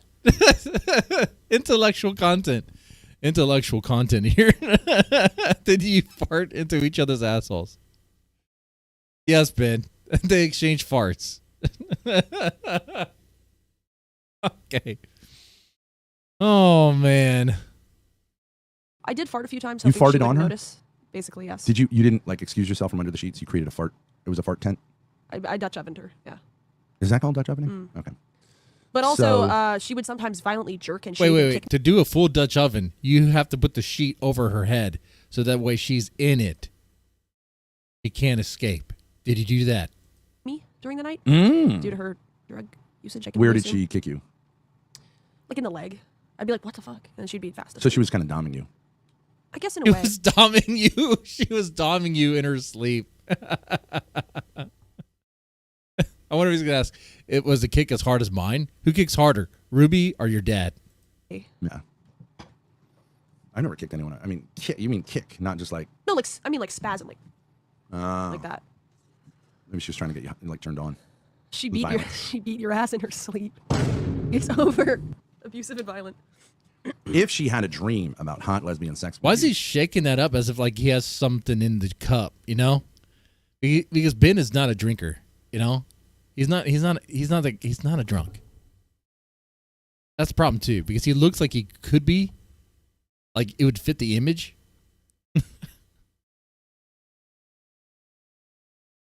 Imagine asking any one of your family. Yeah. These are great questions to ask, right? While sleeping next to you, is that a sexual experience? Yes. I would say not for me though. Did the kicks happen after the farts? Good question. It's a blur. Today's a single pepperoni day, by the way, folks. Single pepper. Gross. Get on your knees. Suck this clitty, please. Suck it, bitch. Suck it, bitch. That could be a shot from the dream. That's kind of funny. I have no idea what that is. But to get back to counterpoints, do you want to try to infiltrate the chat or anything? What do you think? Infiltrate the chat. Do something. Do something. And I can be like, that is directly against free market ideology, right? And I don't think the tariffs, I don't think they're permanent. Another thing you said. Well, so this is a thing I noticed that happened. So if you were to rate the badness of the tariffs on a scale from 1 to 10, where 1 is the president wore a tan suit, and 10 is the president pushed the button to nuke the entire world, how bad do you think the tariffs are on that scale from 1 to 10? I don't know, maybe 5. Like the reason why I'm like kind of in the middle on some of these things. So like the tariffs, I know people that want to buy Chinese products and how they're Tomfoolery, it's like Juno. it's Grassroots says the extra hours doesn't make it transformative. Yeah, that's grassroots. That's not what makes it transformative. Sorry, I'm bringing in previous comments from Ben, earlier keep in this. her on the whoring out. Let's see how much action we'll put up. Plain in 2K. Yeah, like if he's willing to do that, well then like we're good, right? I mean, yeah. So why not? Why assume without asking that he's cheap? Because like he may ask Ruby and he may ask you, but like his number for Ruby may be, let's say, significantly lower because like kind of like, I don't know how to say this delicately, like there's a large supply of rubies. You know what I mean? So supply and demand, not throwing anything. There's like larger supply to the same demand, very small supply, same demand. Yeah. The price would generally be high because you both are females. You both have the requisite things that he wants to be able to tell his bros about. But I do think you're significantly rarer, not better, more rare. I think that's true Right. compared to Rubster. Because, there are some rumors about you, but those, as you said, those rumors only up your value, right? You're compared to the either incest rumors. Let's say you're Yes. either a virgin. I would say most people think you're either a virgin with no sexual experience or the only person, and I'm just saying this is like what the rumors would say, the only person you've ever been with sexually is your father, who I mean, that is the rumor there. That is the rumor. Isn't that? you love very much and you had a positive experience of that. Oh. In either case, that's like really kind of added more detail there. A positive experience with your dad. uber trad, right? That's not really like slutty feminist stuff. Either you're True. Like that's the ultimate patriarchal move, right? Yeah. Is to like literally like devote yourself, worship your father. Yeah, I would no say holds barred. both of so those rumors that's kind of like not the are- like feminist drug addict, whatever. If your addiction is your dad's masculinity, it's kind of like, all right, guys are like, okay, yeah, like I can see how that could work. I'm kind of sick of these bitches, right? And like, yeah. I kill the old man, whatever, right? Right. I got a lot. I don't have to. It's a low bar, but like she's pro man, so I don't think that would be true of Ruby. Whatever he might be willing to, you know what I mean? The investment might be higher. And on your side, there's a weird way in which it could work for you too, because you could give him a notch in his belt without, while keeping it ambivalent, right? Yeah, yeah. He would just have to know, like, to only say this and not more. Just like the Iranians and the Israelis and the U.S. are kind of all playing this game where they say, like, we won that. Mm-hmm. And in actual fact, really not very much happened at all, I think. But everyone gets to flex. It works for everyone. Yeah. And we avoid, like, actually, like, massive casualties. I love it. I do see the point. Yeah, it's sort of an optical thing. And here on the internet, it is optics anyways, right? You can kind Looking of for create whatever something you want. Yeah. The only evidence is, and people find it intriguing. Who cares? It went by real Did you sleep with fast. the man after they streamed. Did she get the best of him? Did he get the best of her? By talking about that, you both win. We're gonna go back real fast. Successful in the media. Hello? Klein Right is over there. a Right over there. German name. It's not a Jewish name per se. Well, yeah, but I'm just saying everybody knows. Not as big as Ice Poseidon. Exactly, but it's kind of depressing. Not gonna lie. I appreciate the honesty, but. All right. Welcome back. Can I go have my smoke break? I'm dying. Get out, kid. Get out, kid. Yes. I only had that last cigarette. Do you have the RV key? It's stinky. Sorry, I can't stop doing that. Here's the case. There's like another time where this happened. Empty. Fuck. Fuck off. RV key. I'm keeping the lighter. Bitch. All right. Where was it? So it was. I swear, when I was looking for an image for the thumbnail, it was so quick.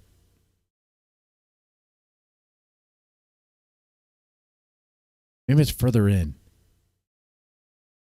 It's a very fast ass slap. Okay, she comes back here.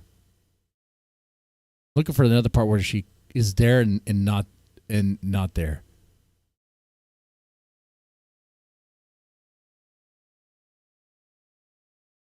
Okay. Maybe we'll see it. I don't know. Maybe I'm the liar. Race has. What variety of nipples? King- Big, small, kink, brown. King BBC is interested. What? Well, I'll give you a hint because. Whoa, gross. Ben, don't need to see that. Do you have? Yeah, the style, the personality type. Are they half moons? Are they bananas? Are they? I think I've worn enough bikinis, so Yeah. everybody kind of gets that vibe. So this is their stream today. It's like, what are you guys even talking that's what they about? say. Oh my god. I mean, certainly I think people would say, well, they don't look like. Well, where would you find an idealized breast shape? What it like? No offense, guys. Incels say is well, we go to anime and superheroes, right? So let's see what that looks like. Okay. Right. So this is the part where they start looking at superhero breasts for some reason. Whiteboard. Thank you for the $5 cash ad. Grace ... skin tag time. Bzz. You know that thing I bought doesn't really work, to be honest. I wanted to call and ask this guy what it's like having such a younger girlfriend. I mean, I would call you a girlfriend. Female friend. It's exhausting. Look at my eyes right now. Anime girl. Okay. It's exhausting. Is Googling anime Yeah, but this girl. is like the Japanese thing, which is different. Oh, I would okay. say, what about like Wonder Woman, right? Not 80s Wonder Woman, but like current Wonder Woman. Okay, hold on a second. And I have no idea why they're doing this. I even had this thought today when I was listening to this driving around. I was like, why are we talking about superhero boobs? Okay, there you go. So, Excuse me. It's like, okay. Or what about Supergirl? Because that's more recently developed. I would say this is more of an 80s look. Okay. You know, like very muscular, big boobs. Well, not the actor version, just the the drawing? Yeah, there you go. Okay. There you go. Okay, so half moon, right? Yeah. Half moon tits. Kind of a blend of male pectoral muscles and breasts, right? Yeah, I can see Right. that. Okay. Yeah, very high up, circular. High up, just like two half Okay. grapefruits, boom. Big Exactly. grapefruits, boom. Yeah. But not In this like part, I huge was like, amounts, right? wait, Yeah. what are we doing here? Does that exist in nature? What's happening? Rarely. Mm-hmm. How did we get here? I don't think breasts are essentially different than pectoral muscles, though women have pectoral muscles. Under here is supportive or is just. I was like so lost. My guess is that when they're in I was action, like, am they I stay stoned? pretty much where they are. Whereas like, Yeah, I would think so. titties go all over the place. They're so fun in the sense if you're leaning over, it's a totally different thing if she's on her back, if she's moving around. Right. So, anyways, so I would say, would you say that you it's don't have anything like this? Yeah. Yeah, I would say It's mine are more solid. like Yeah. National Geographic. But I want to try the like fart aunties. exchange with the wife, huh? But what I'm saying is like, do you think they're out of the norm or they're just out of the? I would say they're slightly out of the norm, but overall, yeah, they're just pretty normal. Do you want tits. to draw something? Grace, do you want to draw I some prefer boobs? to keep it hidden for my future. Quirky tits husband. exist. They do. True. But generally, they're pretty small. I think. I mean, there are upturned ones. Yeah. You know, with the nipples that kind of high. I think that can be natural. Are they talking about this because the yeah. dude's breast right here? Especially 13-year-olds. I don't know why we're talking about really boobs. want to get into it. Who's driving this bus? Rick and the actions of Trump supporters. Am I more or less correct on that? I don't usually criticize them for violence. I think I think the tendency, I mean, especially since the BLM stuff, there's more, at least cumulatively, violence for less-than people. But I also kind of expect that right now, given the. Whenever I see Destiny anymore, I just think cocksucker. I just think cocksucker and pay to play. Pay to play.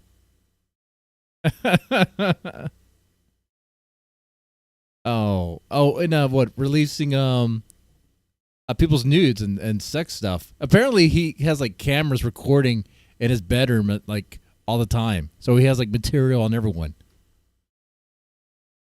That's wild. Have Grace show you her goon crush. It's not my goon crush. I just find her interesting. What about this girl's body? Ari Kitsia. Very famous Instagram model and OnlyFans model. You're saying, what do I think of this person? Yeah. I mean, she has surgery. Well, yeah, she And had. her boobs are almost like melded together. Yeah. So I don't really. Can we look at a different type of picture? Sure. This is not. I don't find that appealing at all. I think there's something wrong with Generation Z. what do you not find appealing about it? Just out of curiosity. That is. Something's a bit off there.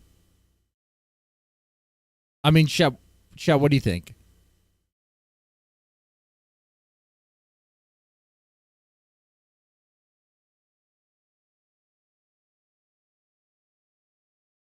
Something does look a little bit off. It almost looks like cartoonish. Her thighs are enormous. I mean, I also don't think that bikini fits her very well. It looks crazy. It looks like a black. If you were to take belly down, it looks like a black weightlifter's body. You know, like a bodybuilder almost, without the striation, but it's like, you know, without the musculature. Yeah, I could see that. Gigantic thighs. Yeah, she looks like she could crush a watermelon with those thighs. All right, wait. I'm trying to find a picture of her body. It's mostly bikini.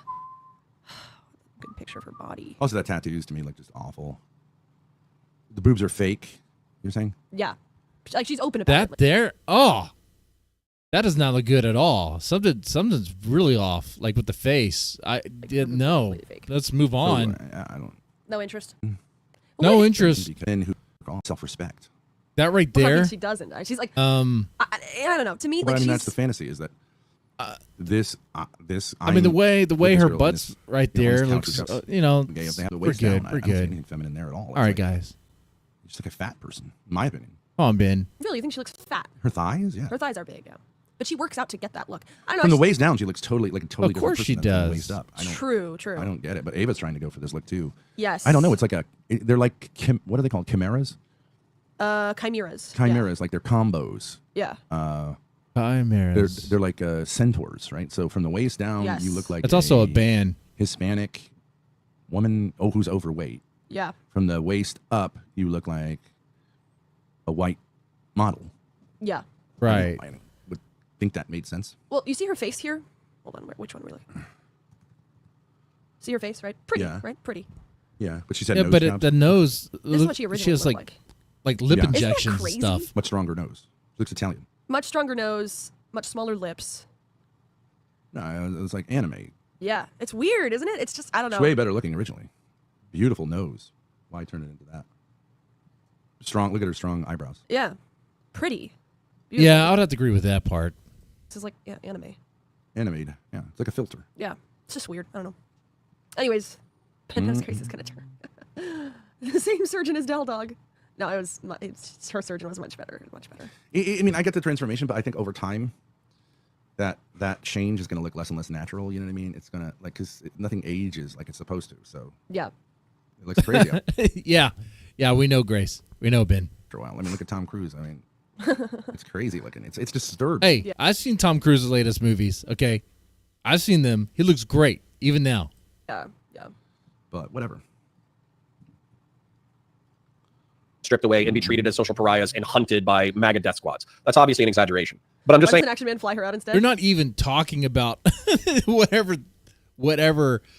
they're watching here. She's got way more followers and money than him. And like, pick your fucking battles. And if you had to, if you had to boil down the way that I feel about progressives, I think they get in their own way, and I think they're annoying as hell. Grace is gonna have to go on a food journey here. Go get some food. And I think that whatever good they run. produce for the world, they're so counterproductive, they end up hurting themselves. Is Ben going to talk there's to some I mean, I want to get on. I don't know. What's up? All right, well, I got to go grab some food. Yo, you know what's up? Hey, let's watch Girls with Joey Perp, one of my faves. Okay. Someday, if the Lord resuscitates our career, which is now like in the shitter, I've always wanted to get Joey Perp to play a gig for us. Yeah. It's cool. Multiracial, mixed race, funny, charismatic. Yeah. And small. I don't think he's a big guy, right? He's not. Fairly small, yeah. I mean, he doesn't have a huge following. Right, that's what I mean, yeah. All right, I'll be right back. I got to go grab the food from the RV. I have like a Danish and stuff. And I'll have a smoke. Do you have the cigarettes? Yeah, you know what's up? Hey. Oh, we're going to have to skip this part. We're going to have to skip copyrighted music. That's for sure. If I'm, let's say, 6'7", doesn't get you anything more. But do you think like I'm like 5'10"? I mean, this is it. A lot of people in on it. Was that Destiny's new girlfriend? No. That was Grace's. We need a storage unit update. Crush. Yeah, I think we're gonna do that.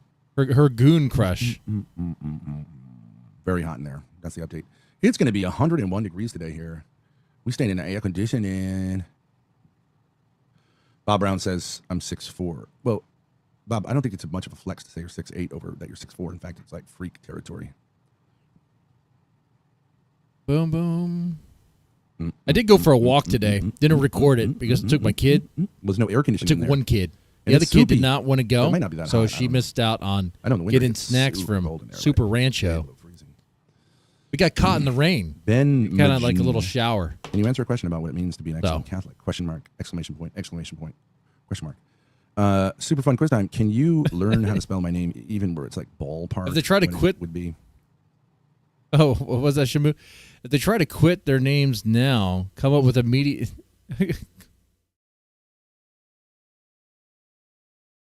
And Grace doesn't even have a high school diploma. Yeah. That's right. Not even a GED. So, now I looked this up on Google. I think you could still get a job at Walmart without a GED.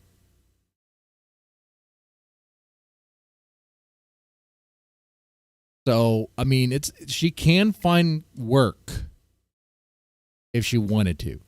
Ben wouldn't find any work. Ben would stay at home. He would probably just stream. That might be the future there. If they don't drive the RV down to Florida to meet up with Action Man. 95 in our eye right now. Yep. And soupy, not just hot. Oh, and I'm guessing the whole Adam thing is done. So that ship has sailed. I was very hopeful for that. Got to punch myself in the nuts for that one. 6'8". Late, like maybe 19 years old. I finally hit 6'8", but I was 6'5" in high school. Yeah,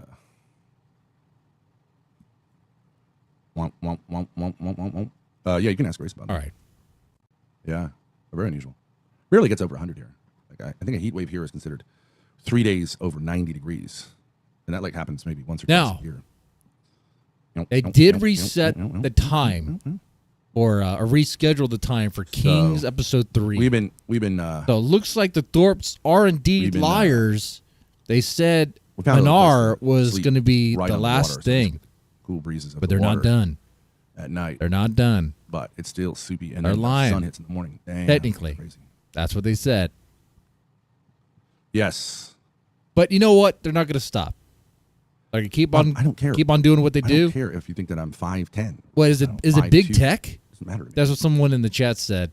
It might be big tech. That Really? might be the really? You're not even that far. Ben's from me. co-host. I can't believe that. It's got to be really hot there, Opusy. All right. Iron Lotus, that's true. Yeah. I don't know why your comment didn't come over. Oh, here it is. I wish I lived in the northeastern summers. Yeah, it's the place to be. It's the place to be.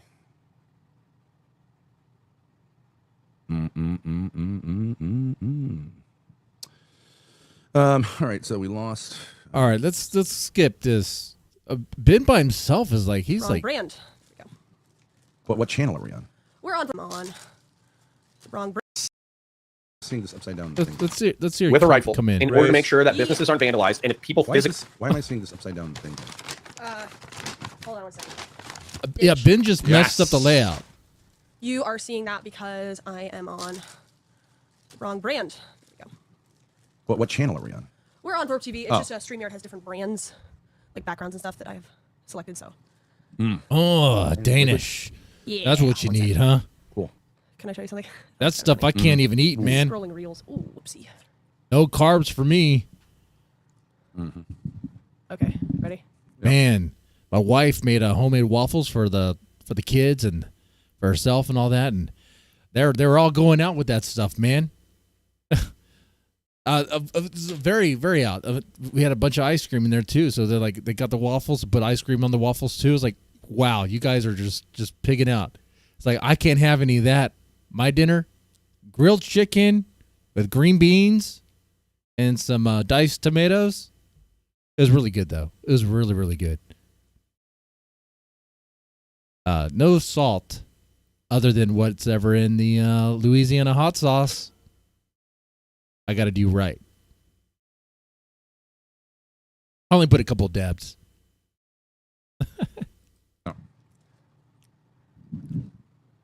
So this guy posted this reel saying, "Stop talking about how Jesus saved you from LGBTQ all the time." Can't keep my hands to myself. I mean, I could, but why would I want to? Oh my god, wow, that's crazy because you're still dressed like a faggot. See, these are the type of gays that you need to start talking to. Or watching it. Can't keep my hands to myself. I mean, I could, but why would I want to? Stop talking about how Jesus saved you from the LGBTQ all the time. Oh my god, wow, that's crazy because you're still dressed like a faggot. Lalo needs to talk to this kind of guy. Adam needs to talk to this kind of guy. Right. Patience, I don't know about patience. Manar needs to talk to this kind of guy. Damius with the 2 subs, thank you. Oh, we got a Manar reference. You know what that means? We got to watch this clip again. It's a classic. The feminism movement didn't unite women, it split women. In many ways, the second I mean, really, this should not have happened. It's like he completely forgot that he's live. Feminism. Women were historically, for millennium, the caretakers of a community, the community leaders. Look at They that would check face, on the man. elderly. They would feed the poor. They would take care of the Look at his children. face right? while he's doing that. What happened is that we took them out of their caretaking roles, and it was like taking a keystone species out of the environment. You're digging Much in there, of the huh? environment degraded and shriveled up. That's why we're seeing 50%. That's why we're seeing, in my opinion, that's why we're seeing such a rise in mental illness.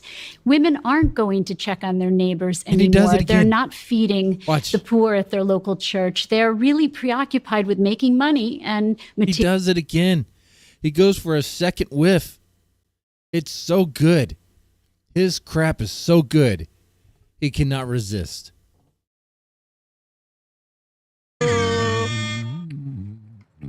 I respect go. that kind of game. He's calling it as he sees it.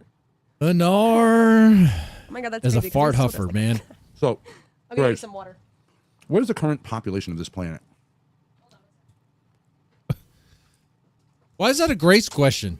Don't you know how to use Google? What is the current population of this planet? Mm-hmm. I think it's like 7.9 billion or something. Well, I'm good higher. Ben can't even he can't even Google anything. He's right there at the desk near the computer. You know, he can't even do that. Grace has to do everything. Current Earth population 8.062 billion. Give me your cup. All right, let's say 8 bill, right? Yeah, cup. That's 8 followed by how many zeros, Grace? 6. Wrong. 7. Ben, if you know the answer, why are you asking Grace? Wrong. Okay, wait. Million is 6. 9. 9 zeros. No. Homeschooling. Thanks, Mom. So, and granted, there may be some differences. We expected that. Of that number, how many people have dicks? 4 billion. 4 billion people. I want to talk to a guy. So, 4 billion people. Oh, and they share the same drink? Oh, they share everything. Granted, a lot of them are annoying. There's not anything they don't share. They probably share the same toilet paper, dude. They're like, I wipe on this side of the toilet paper, you wipe on the other side. It's efficiency. I hope not, man. But like, we gotta think there's gotta be a million or so people who would talk to me, and I would want to talk to them, right? I'm like, Yeah, I would think. yeah. Ben, I'll talk to you. We could talk about fatherhood, what it's like to be a dad. We could talk about how we could talk about our relationship with our dads, and in our relationship with our moms. That'd be a good conversation. I could tell you about, like, my life, simple life. I played catch with my dad, and that's not an innuendo, you perv. It's just American baseball. No? That's all it was. Sometimes we'll throw the football out in the front yard. I was never really good at that. I like to play video games and all that stuff. But he would always try to get me out there, and then I'd do that and show me how to change a tire and change oil and all that stuff. Good things. Good things.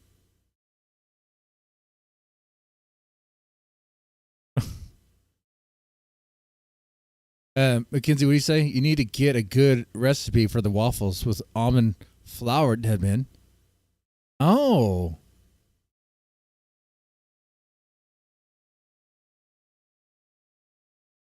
I'm leaving. Get back to chatting. Well, I try to chat here and there. Oh yeah, dude. I try to chat all the time.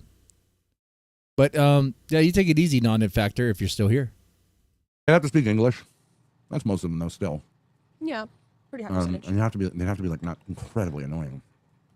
Tougher. And they'd have to be on the internet.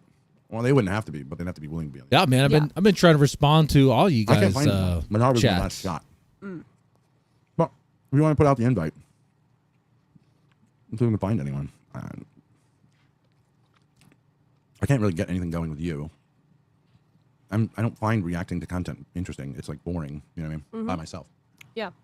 No, I get that. I do get that. So, can I go on Judge Napolitano? I got his eye thing now. Welcome, my good friend. Is Baby Netanyahu serious? Who runs foreign policy? Thank you, my good friend. Or fine. Females do. All right, there's a part where they start doing karaoke. Like this right here is totally boring. They're just eating danishes, talk about Zelensky nothing, is losing the war. mumbling Is that into the correct? chat or into the No, mic. I really think that when you look at it from the objective political I've standpoint, got a Mearsheimer quote. What's this quote? I don't think there's any serious argument for this part. very niche reference. Yep. In any sense, because it's supposed to be a show for the guys. Maybe Grace can come on. What's as a guest Menard every once doing? in a while. What's Menard doing? Nothing on the internet? Just nothing? That's not a serious argument. That's just not a serious argument. Menard's not doing anything. I don't think Or anything. did. Yesterday. Exposing EB3? Yeah. Who's EB3? I don't know. I guess another YouTuber. was a Discord call the whole time. Gotta get away from here. Gotta get away. That was an interesting. I mean, that was. I reacted to that one a little bit. That was okay. From here. That was okay there. It'll be all right. And actually, I would think the stuff they talked about there would be in Ben's wheelhouse there. Christianity and Islam and all that stuff. But they skip right over that. He's in there, but he hasn't been. I don't know if they actually play it. Well, what I mean in there is, he's not active. Like he was active like 2 days ago, but he hasn't really posted anything in there yet for like a whole day and a half. If you say like he was active, could you just say, what is the word like? How does the word like contribute to the information you're giving me? It doesn't. Okay. Yeah, and then they get to karaoke. Somewhere in the stream there's an ass slap, but for some reason I'm not able to find it now. I found it by accident. I'm trying to find a good image for the thumbnail. I was like, ooh, that could almost be it. But it's like trying to find a needle in a haystack here. It's so strange.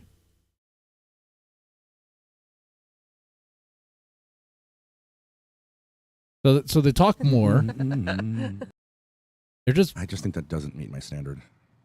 It doesn't meet a standard. He's not even bothered with it. Boring and fat and ugly.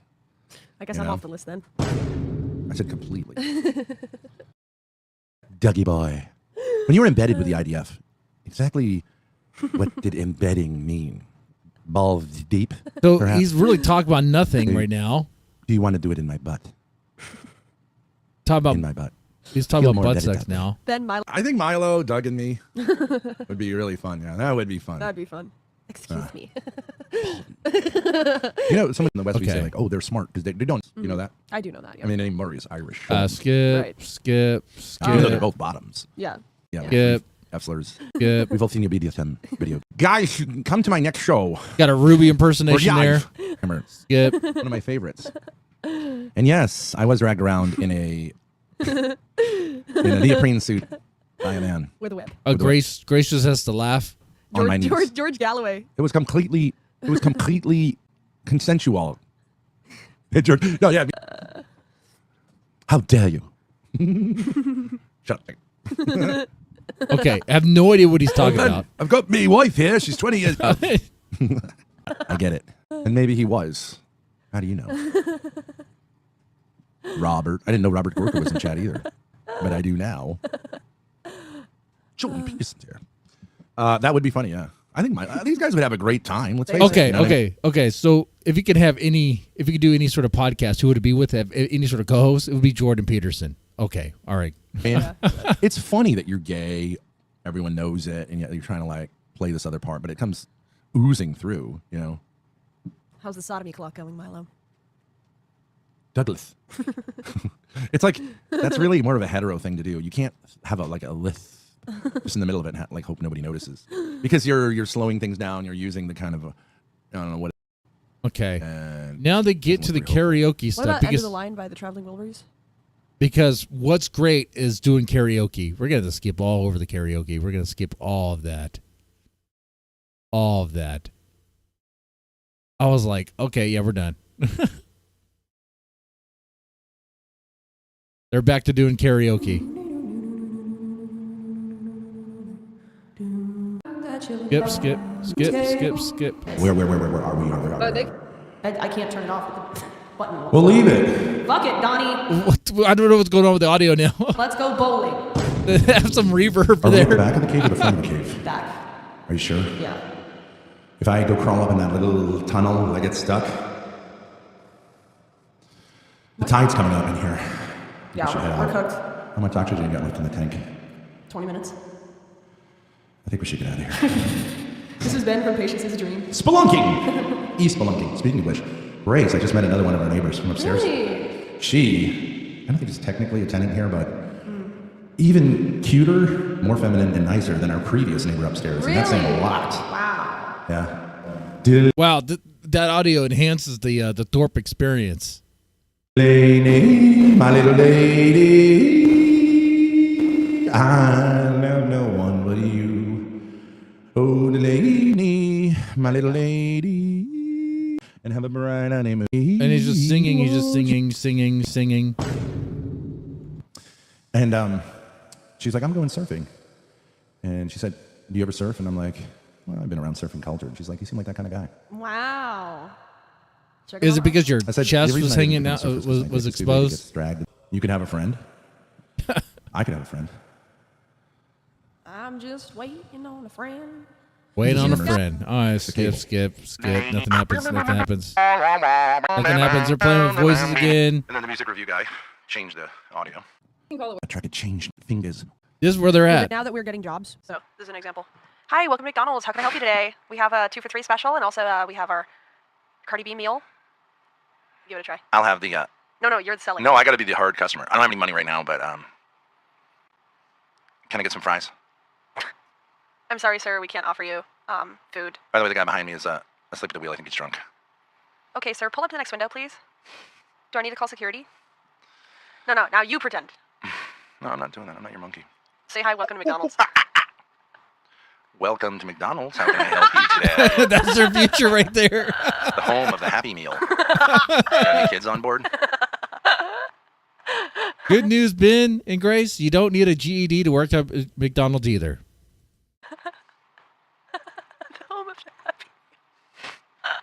They probably won't hire Please you, the but line, sir. Ben seems like he would fit in better at Taco Bell. they need people. With all the weed smokers. Hey, guys. Look it up, man. All right, guys. I get it. Dreadlock cap. How's the brief? All right. Now what? Oh, Delaney. Oh, Delaney, man, Bryan, they're and done. They have somebody nothing else, but, dude. This Irish. is They're Irish. This is like rock bottom. They're gonna play more Do you want to play a music. YouTube game? Play more music. What about this one? This looks pretty good. Finish the lyrics. Most popular.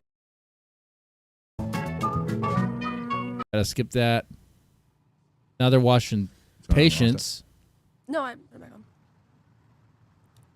And Patience is doing good. He has like, what, 90 viewers there? In this motherfucker, no raid by a streamer, solely just good motherfucking tactics. Seems like we got some real shit. Like view bots, it's not. Mark the turf. W chat. Hold on. W's right now in the chat for yourselves being fucking vibing and cooling and shit. I see maybe one. Vibing and cooling. Like roasting because the vibes are high. W's in this motherfucker. Because the vibes are hot. Do no crazy or. Yeah, do no crazy. Talk to him, man. Talk to him, Smurf. The singing shit. Big W's in the building. We up. Patience, being happy, being himself there. Man, you know, I'm not a tough guy, but I've been on my swag shit. I can't even cap. Oh, you like the karaoke, McKinsey? Word. Hey. You do different genres of music. When I heard them sing, I was like, man, I can't do that.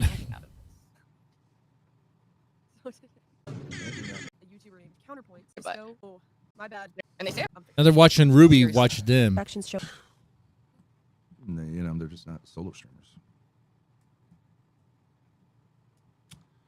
Sorry, I know nothing. It's Ruby Ben's daughter too. No, Ruby is. Oh, so streamer they who look so sees herself defeated as here, Grace's man. mother. This is not looking very What is the show good. format if you had a co-host? Oh, I can tell you that. Good question. Here's what I wanted to do with Manar, and it's actually interesting. So, Huh. if you guys know informal debates, right? Not blood sport debates where you just turn on the microphones and go at it after having it. You usually do intro, closing, right? But in a more formal debate, you'll have intro for rebuttal and rebuttal of the rebuttal. Then you do cross-examination. And cross-examination is where commitment, and I think that would work. Not going to clash because you're not a guy. Right. So that's it, right? So that's pretty much it for them. This could have been the thumbnail image right here. Oh man, that looks so defeated. They're exhausted. Now, where was that very fast moment where Ben slaps Grace's butt again? It was somewhere around here. It was like one of those brief moments where she gets up. She got up there.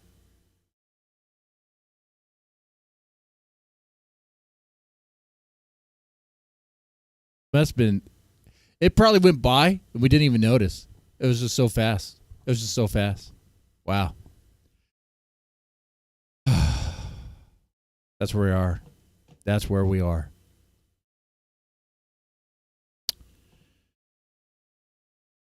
Now, It does seem kind of depressing because they need to produce better stuff.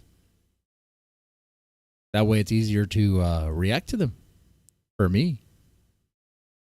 I did get something in the Discord. I don't know if it'd be of any interest to anyone.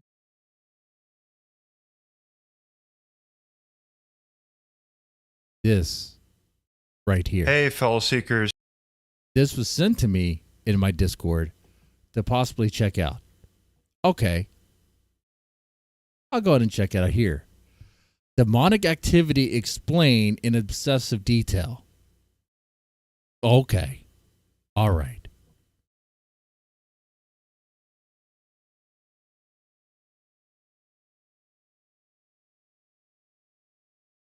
I'm kind of curious, but don't know where this is going to go.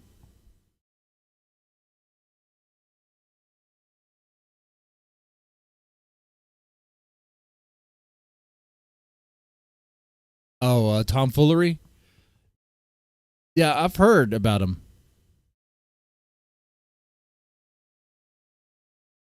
I'm Mr. Mythos. Oppression is said to be one of the most frequently documented manifestations of what Christian demonologists describe as extraordinary demonic activity. Imagine waking up from a vivid nightmare, only to look around in the darkness and think you're still dreaming. But no, you feel rough hands gripping your ankles, pulling you an incubus up from your bed and slamming you to the ground. You saw nothing, but you felt it all. And these strange bruises and fresh claw marks remain as evidence of what appears to be a very physical demonic attack. Never had that. Never had that, ever.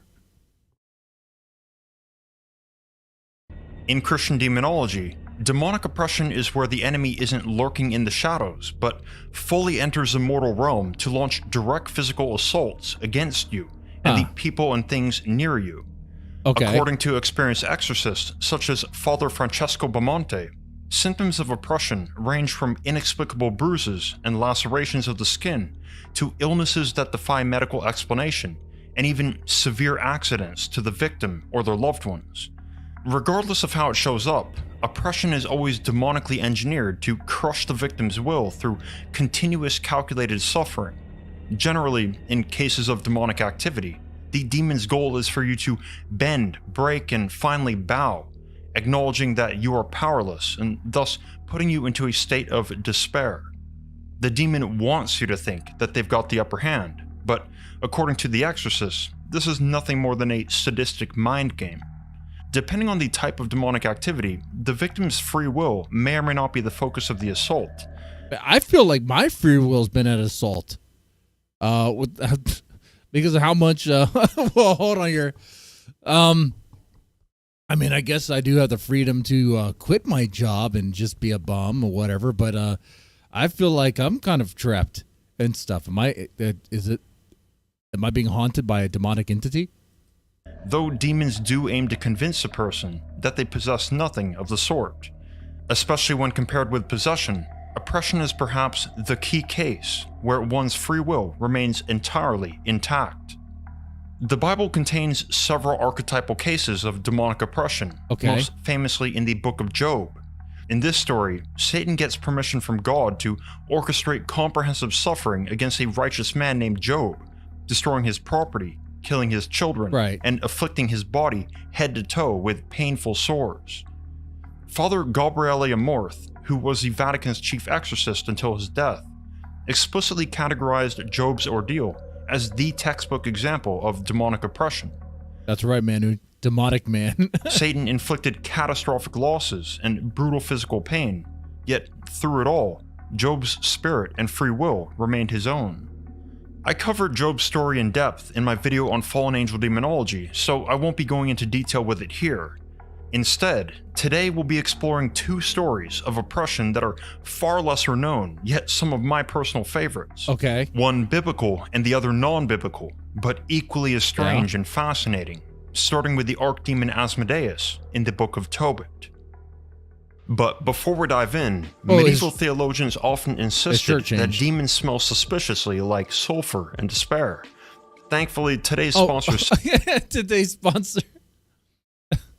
You don't have to worry about that sulfur smell. You could smell good with what is this? Tempered is there for me every time I need to freshen up after researching demonic activity. Sempered cologne. Okay. All right. Okay. All right. Yeah. So we'll just skip that. I don't need any cologne. I'm good. I have my own cologne that I use, and it's very effective. Armani Code. Armani Code is it's the secret. It unlocks everything. And I mean everything. It has never failed me. Extreme scriptural examples beyond the story of Job comes from the Book of Tobias, also known as the Book of Tobit, which is considered biblical canon in both Catholicism and Eastern Orthodox Christianity. This story tells of the powerful and obsessive archdemon Asmodeus and his campaign of diabolic oppression against a young woman named Sarah, successively killing 7 of her would-be husbands on the nights of their weddings before their unions could be consummated. Damn, she's cursed. After 7 consecutive grooms ended up dead in the same circumstance of... Hey, maybe those grooms are lucky. Maybe. His sweater's so 1980s, yeah. Marrying this specific woman. This left a pretty bad look on Sarah. Blamed and misunderstood by her entire community, she ended up isolated and outcast, branded as a danger to everyone. He's lucky she wasn't burned as a witch, dude. One of her father's own servant women said to her face, quote, "You are the one who kills your husbands. Look, you have already been given in marriage to 7 husbands, but you do not bear the name of a single one of them. Why do you beat us? Because your husbands are dead? Go, join them." End quote. Sarah, too, felt the full force of guilt, responsibility, and despair over her groom's deaths. His sweaters and his cologne will protect you from the demons. Inclined to believe that she was being punished by God, but for what reason, she had no idea. Soon it was too much, and with desperate hands held to the heavens, Sarah requested God to either deliver her from this curse or mercifully Maybe the grant her Thorps death. are haunted by a demon right now. Thankfully, God heard Sarah's prayers loud and clear and sent the archangel Raphael to earth. Raphael was instructed to guide a young unmarried man named Tobias to Sarah and eventually teach him how to overcome the archdemon Asmodeus. Tobias was in his own desperate situation, with his family in dire poverty, sick and starving. His father Tobit asked Tobias to travel to the region known as Media to retrieve money he had deposited there long ago. Quote, Tobias went out to look for someone who would travel with him to Media, someone who knew the way. He went out and found the angel Raphael standing before him, though he did not know that this man was an angel of God. End quote. Along the way, they stopped to camp at the Tigris River when suddenly a huge fish jumped out and tried to eat one of Tobias's feet. Raphael then yelled out to him not to let the fish get away. So damn, that's a hungry fish. That's a hungry fish. Just jumping out of the water to eat your feet. Well, hey, fish for dinner, man. That's what that is. Dragged the fish out and onto the riverbank, and Raphael instructed him to gut it. Man, I wish I had that luck when I went fishing, you know? You know? They just jump out at you. Finding that his gallbladder, heart, and liver would soon be of great importance to his journey. Together, they ate the rest of the fish, and Raphael further explained that the fish parts that they saved could be used to fight back against demonic oppression and help cure certain illnesses. All right. Afterward, they made their preparations for sleep, and at first light, they resumed their long journey of several hundred miles to Media, where they would encounter Sarah. Wait, they walked several hundred miles with a dead fish? Like fish parts? Okay. Man, that stank. Before coming into the town where Sarah lived, Raphael instructed Tobias that they would stay with her and her father for the evening. Moreover, the angel asserted that Tobias was destined to marry Sarah, stubbornly invoking Mosaic law when Tobias became hesitant.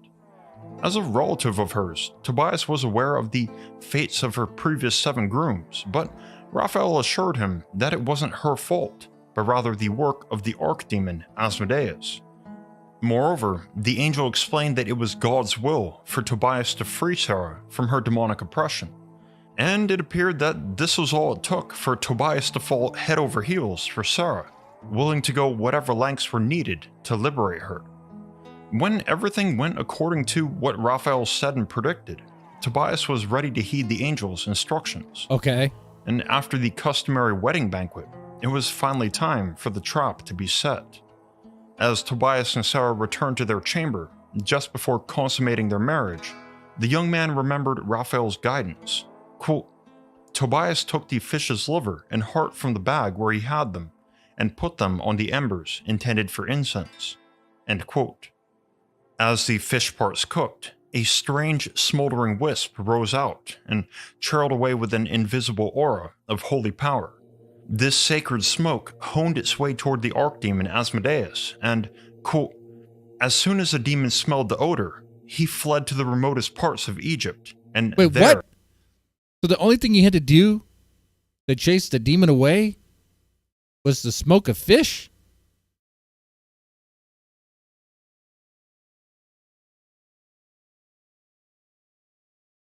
Huh. Seems kind of odd. I thought he was an archdemon. Raphael bound him. End quote. Burning a fish's heart and liver might be an unorthodox method, and curiously specific and smelly, but one that the ancient text presents as highly effective against evil entities. So, if you feel like you're haunted by a demon, you just need to smoke a fish's heart and liver. That's all you have to do.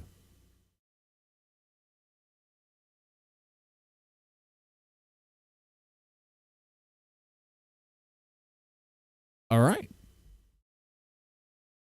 Good to know. All the while, Sarah's father was giving instructions to dig a grave for Tobias, just in case. However, to everyone's pleasant surprise, they checked in the morning and confirmed that the young man was still alive and well. Wait, I have some questions here. What about other fishy smells? Like would tuna work? Like if you open a can of tuna, would that chase off a demon too? Is the if you go to a fish market with a very pungent fishy smell, I'd imagine that place would be cleansed of all demons. Sleeping next to his new wife. So, before they awoke, his new father-in-law filled the whole inn to avoid any awkward breakfast conversation. With that, Sarah and Tobias lived happily ever after, having children and grandchildren, with their remaining years described as blessed and peaceful, with no further demonic trouble reported.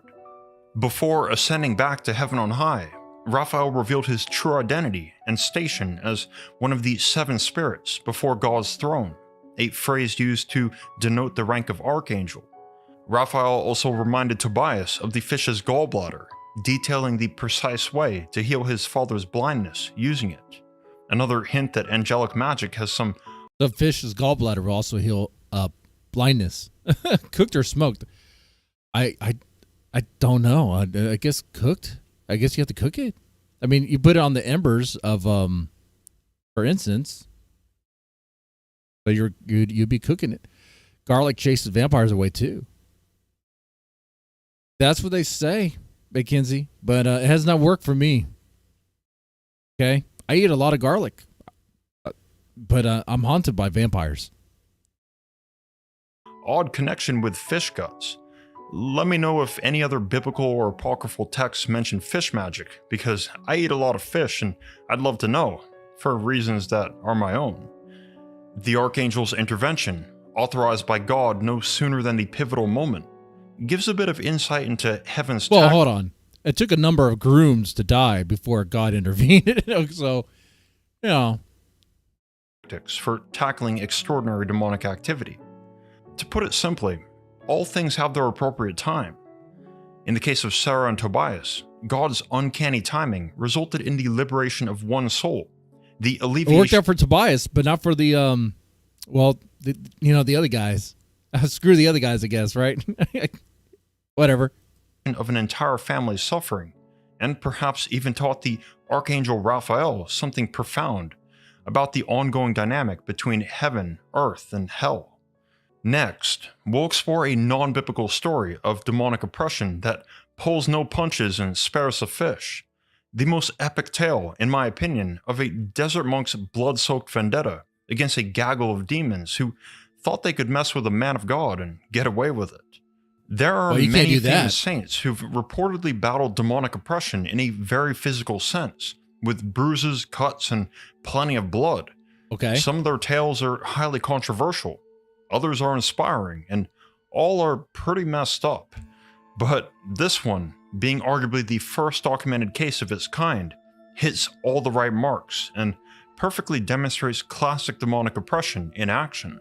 Okay. This is a spiritual scene that many of you may be somewhat familiar with, as there are numerous famous paintings of it. 12 demons relentlessly tormenting a man who appears oddly unfazed, in contrast with the reality that he's being literally torn apart, a fact of which he's well aware of. This is Saint Anthony the Great, also known as the father of monasticism. His torn apart by his demons.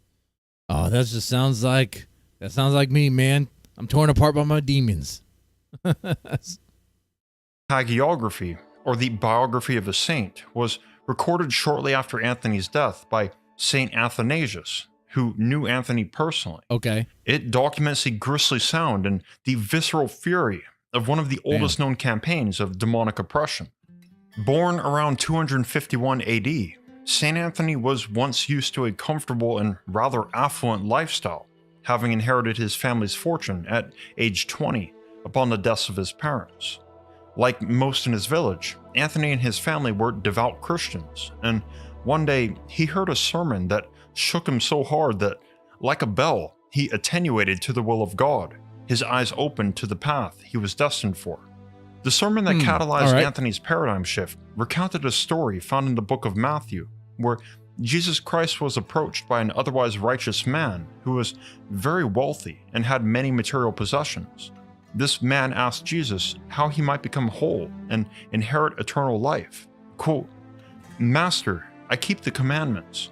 I give my alms and pay fair tithes. Yet what else must I do to inherit the kingdom of heaven?" End quote. Jesus looked at the man for a moment, then instructed him to sell everything he owned, give the proceeds to the poor, and follow him as a disciple. To this, the man's expression went grim, as he had many earthly treasures he was unwilling to part with. He returned home depressed, disillusioned to realize that this is one of those stories that people like Joel Osteen probably doesn't like. You know? If you know who that guy is. Of course you know who that guy is. material attachment somehow meant more to him than an eternity in heaven. As Jesus later explained to his disciples, quote, "It is easier for a camel to go through the eye of a needle than for a rich person to enter the kingdom of God." End quote. Around 200 years later, St. Anthony would hear this sermon and choose to immediately heed the words of Christ. He sold everything he had, donated the earnings as alms to the poor, and placed his sister in the care of a convent of nuns, a common practice for the early Christians. Motivated by scripture and a singular focus to make himself whole, Anthony would become the very first Desert Father. The Desert Fathers were early Christians who completely rejected materialism and comfort, and chose to live in total poverty and isolation in the remote desert for two reasons. Damn. First, to get closer to God. That's hardcore living right there. To scatter I and mean, I reclaim could not do enemy that. territory. To put it simply, these monks in rags were looking for a fight with evil. First within themselves, and then amongst the demons infesting desolate desert places. Setting the standard for all Desert Fathers to come, Anthony retreated to the Egyptian desert to live in extreme asceticism.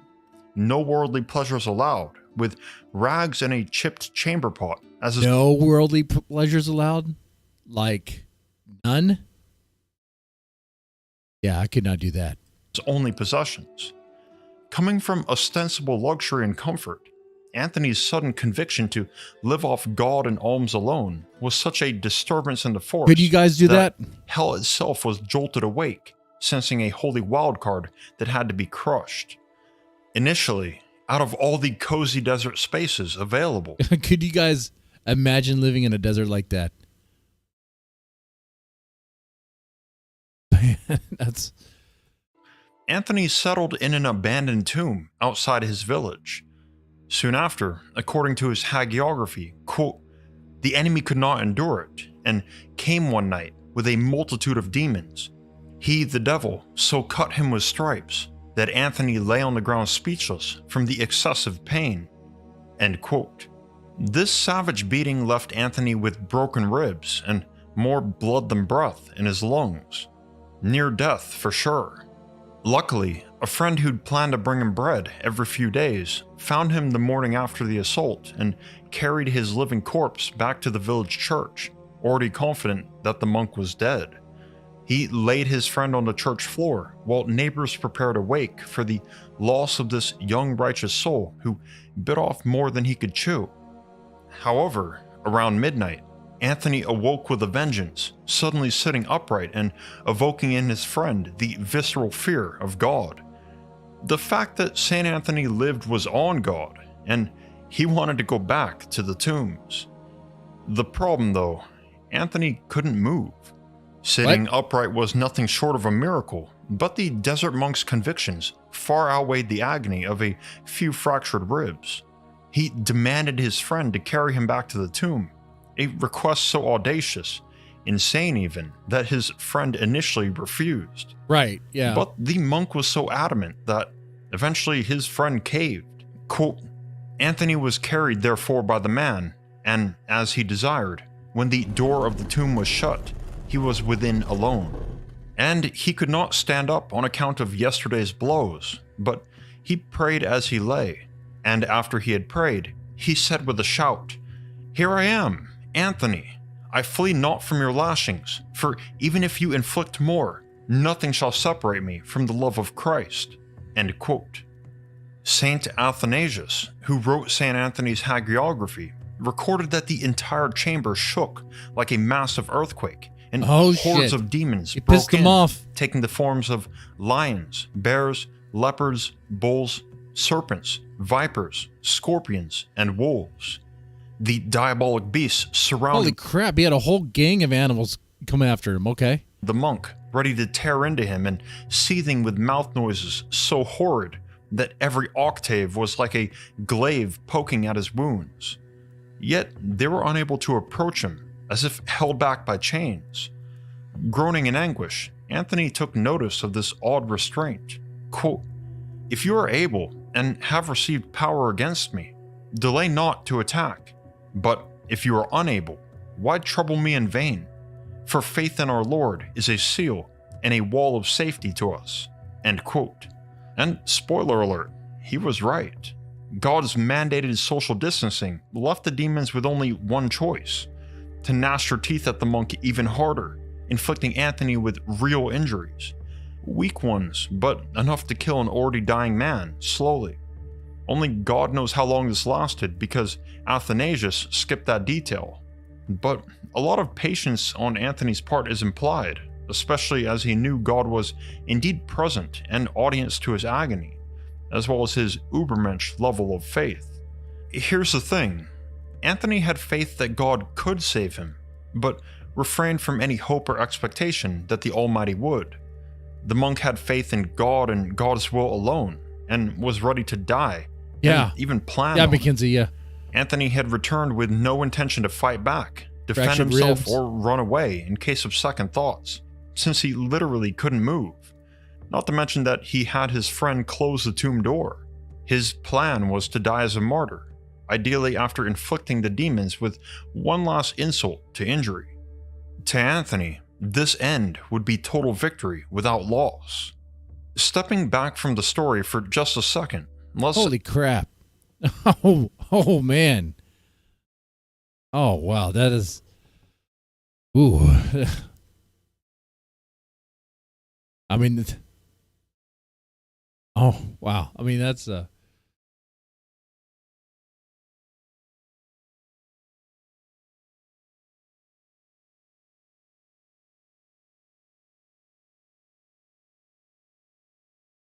That level of conviction there. Let's add some context here. Historically, the Desert Fathers caused a paradigm shift in the treatment of demonic activity.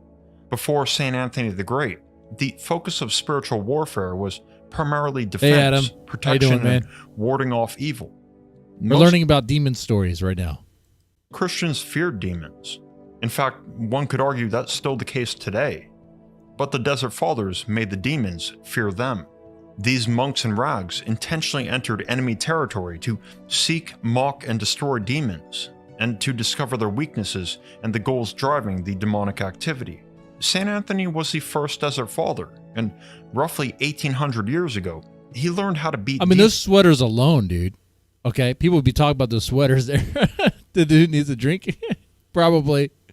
Demons at their own game. In spiritual warfare, survival and death are not concerns. Faith is what hangs in the balance. According to Abrahamic theology, demons have a singular focus. To make humans lose faith in God. Demonic activity is meant to drive us to utter and total despair, a stage where we no longer believe that God is with us, or worse, that God has turned his back on us. Hey, my ex made me lose faith in God. Was she a demon? Probably. She's probably one of the vampires let's talk about. Oh, was this clip?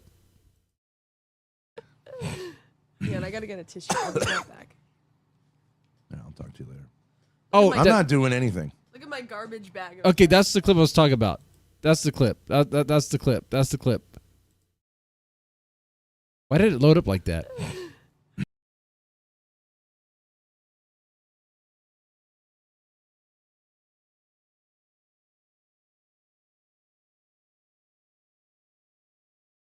It loaded up like this when I try to watch it. It goes blank.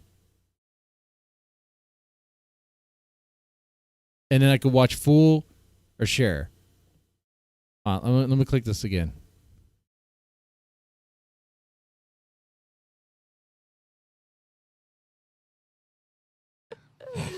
Yeah, and I gotta get a tissue. Man, I think they clipped it out. I think they edited their stream. I'm not doing anything. Look at my garbage bag of a dress, guys. Because I can't see it. Turn around. But you can hear it. Turn around. And he smacks her on the butt. See you later. Have a good stream, everyone. Yeah, and I gotta get a tissue. I'll be right back. Why can't I see it? Look at my. I'm not doing anything. Look at my. Yeah, and It does it again. I'll be right back. Yeah, I'll talk to you later. Look I at can my. watch I'm not full doing video. anything. Look at my garbage bag of a dress. Return to clip. Turn around. It's like broken.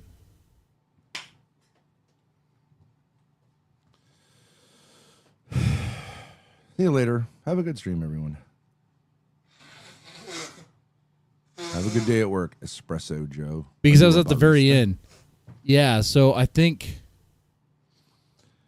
Take on the pain. It's yours anyway. Wait. Get out. Have a good day, Espresso Joe. I remember that part. The difference here is they are broadcasting the exact content and not transforming it. Isn't that what the lawsuit Well, is anyway, about? well. Wait. Hold on here.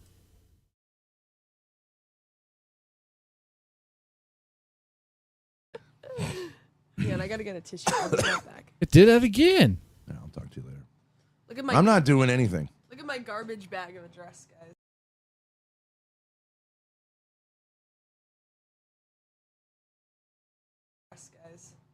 Turn around. Why is it not loading right? Turn around. Oh, okay, here we go. There we go. That's it. I don't know why it was loading all weird. See you later. Have a good stream, everyone. You get views. I do nothing. I mean, you... So it was like in the very, very, very, very beginning. Do get views without really doing... This is it. Yeah, so I guess I don't know. I'll just play it. Anything. Yeah. I should get paid since you're taking my content. right? Right. What's the larger issue there? So, in one sense, we'll get there. Like you're stealing, Mm-hmm. right? Mm-hmm. But if I, as I do, talk about ideas, and you take my ideas, put a pair of tits on them, and sell them for way more money than I sell them in this sphere, it's like philosophical grounding. Where's it at? Yeah, like fine. Transforming it. This is my hand or something like that. Unfinished. It's not like a like this. Like great. Yes, guys. Turn around. Boom, right there. Let's refresh that again. Yes, guys. Turn around. Turn around, Grace. Dad got to slap you on your butt. Oh, man. Have a good stream. A good old slap on the butt from the old man. Have a good day at work, Espresso Joe. Are you a barista? Take on the pain. Man. Oh, God. Ben can't help himself, can he? It's like he doesn't even care. He doesn't even care. Gonna just smack her on the butt. Smack her on the butt right there. You know, maybe that's just for moral support, you know? It's like a attaboy. It's like, good job. Good job, Grace. We are doing another stream. And here we are. But look at those defeated eyes. Let's see that one more time. Yes, guys. Look at this dress, guys. Boom! See you later. Have a good day at work. Thank you Espresso to Joe. PDL You a for barista? clipping that part out. It's getting that here. Take on the pain. Take on the pain, Ben. That's Anyway, right. yes, Every day.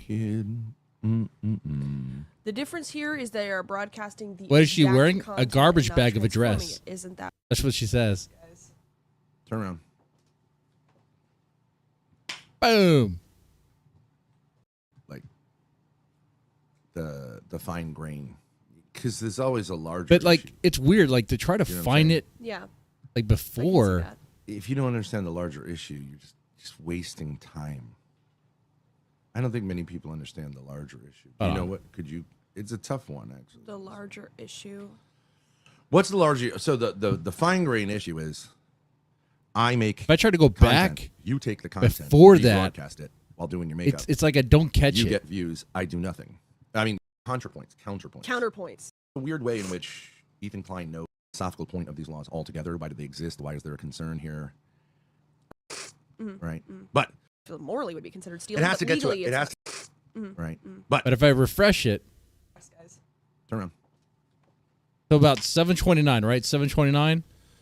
I go to See you later. Have a good stream, everyone.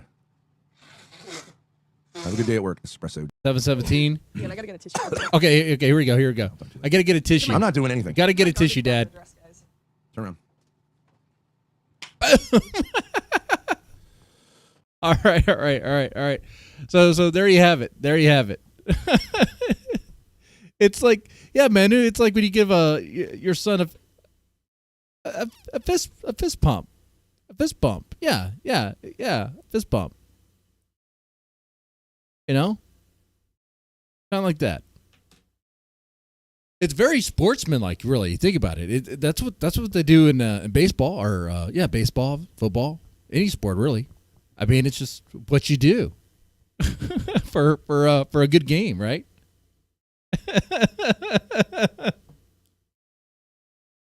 Oh man, that's Ben. I'm glad you got that. Now, I don't think butt slapping is going to help you with your demonic activity if you're possessed by a demon. But we know that cooking a fish's heart and lungs apparently does. And going out into the desert and having so much conviction in God that like the demons They may hurt you, but they won't kill you. Yeah. That's how evil wins. Because spiritual warfare is a zero-sum game, the only way to defeat evil is to stand steadfast with divine courage and unyielding faith.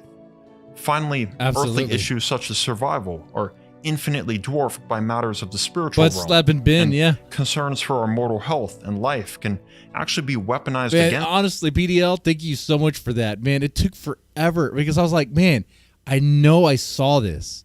Where is it at? And I was like, the whole time we're watching that, this stream here, the whole time watching, I was like, where is this at?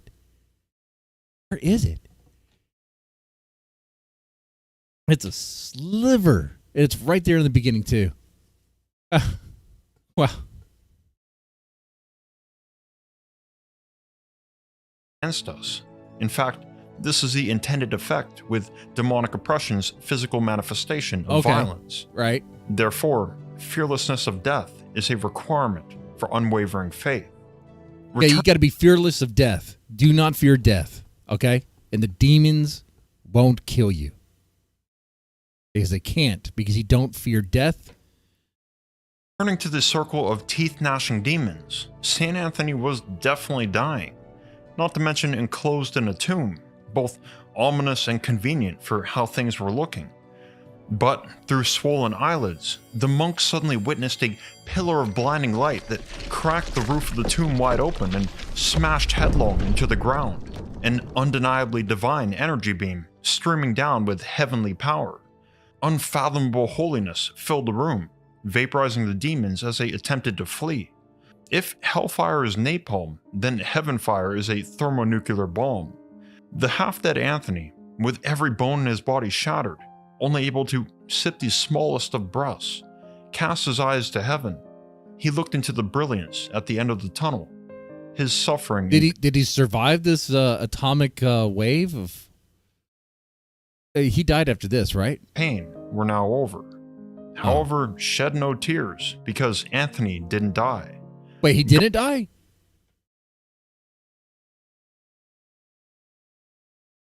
Like I believe in God and all that. But sometimes with these stories, I'm like, well, why wait until that moment, God? You know, like if you could have struck down these demons at any time, like, are you like?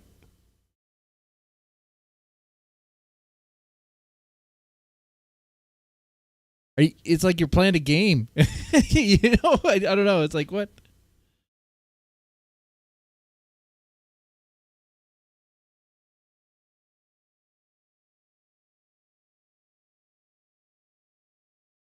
Anthony bros win. Yeah. Anthony wins. Anthony wins God here. healed him completely in that moment. Understandably, the monk needed a minute to get a grip on what in heaven and hell just happened. Right. After some time, Anthony addressed the heavenly light, admittedly a bit bothered that it took so long for God to step in. Quote, yes? Where were you? Why did you not appear at the beginning to make my pain cease? Anthony, good question. I was here, but I waited to see your fight. Wherefore, since you have endured and not been worsted, I will ever be of service to you. End quote. Again, we see the reoccurring detail that God allowed the demonic oppression. It was a test for Anthony to not lose his faith, even when aware that the Almighty was present at the scene, watching the action and making no indication of saving him. Trusting against every human sense that his mortality was near, he still held on to faith that God's plan for him was already inked on the page. This reinforces the idea that oppression is one of the few categories of extraordinary demonic activity where one's free will isn't affected, and only through exercising that free will can oppression be dealt with, by seeing past mortal symptoms and choosing to retain faith. In Abrahamic religions, it is taught that God's plan is unknowable, aside from that which is revealed through the prophets. What God does or when he does it can't be judged because it's impossible for humans to fully understand. The idea is that when we think we need God most, isn't necessarily what Which, of course, we asked the question, but we'll never really get that answer because it's impossible to get that answer. we actually need him most, because God is always on time. Reflecting on Anthony the Great's story, it begins to make sense why Christian theology considers suffering to be of immense value, because suffering can serve as the pathway toward redemption and a force for spiritual growth. In any case, the demons beat the hell out of St. Anthony by God's grand scheme to teach the first of the Desert Fathers the ultimate truths of spiritual warfare. He was taught that his faith played two roles. First, as the only true defense against demonic activity. And what was that, McKinsey? I totally missed it. The other day, Ben was gloating about Grace's friend saying Ben was hot. He used to say that women want older. Yeah, okay, that's something Ben would say. Second, as the only effective weapon against these beings whose only goal was to dismantle his faith and entomb him in despair. After this day, Anthony became renowned for fighting off demonic oppression, and over time, he became the demon's own oppressive demon. And he fought them without your more cologne. strict Look at that. in his ascetic discipline, and left the tombs, for which at least 2 terrible nights he called home. He set out deeper into the desert, his mission to isolate himself further from society and destroy other hives of demonic activity. It was a demon hunter. St. Anthony remains among these select few Christians in history we can accurately describe as a demon hunter. During his travels and the myriad of temptations the devil tried to trip him with, the future saint would stumble upon the mountain ruins of an old demonically infested fortress, which he swiftly made his home and would dwell in until the end of his days, around 356 AD. Anthony's victories over demonic oppression made him a prototype for spiritual warfare.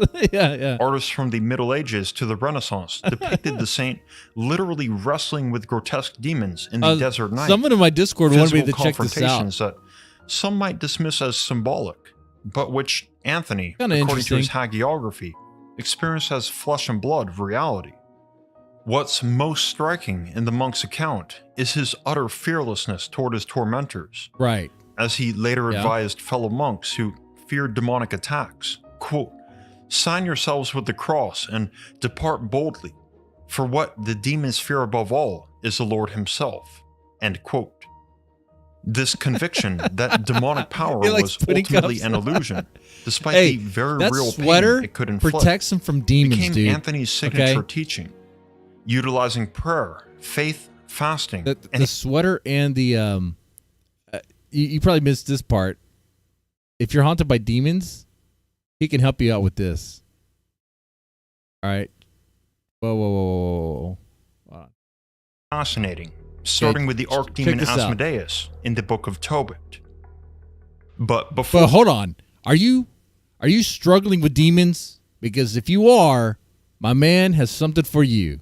we dive in, medieval theologians often insisted that demons smell suspiciously like sulfur and despair.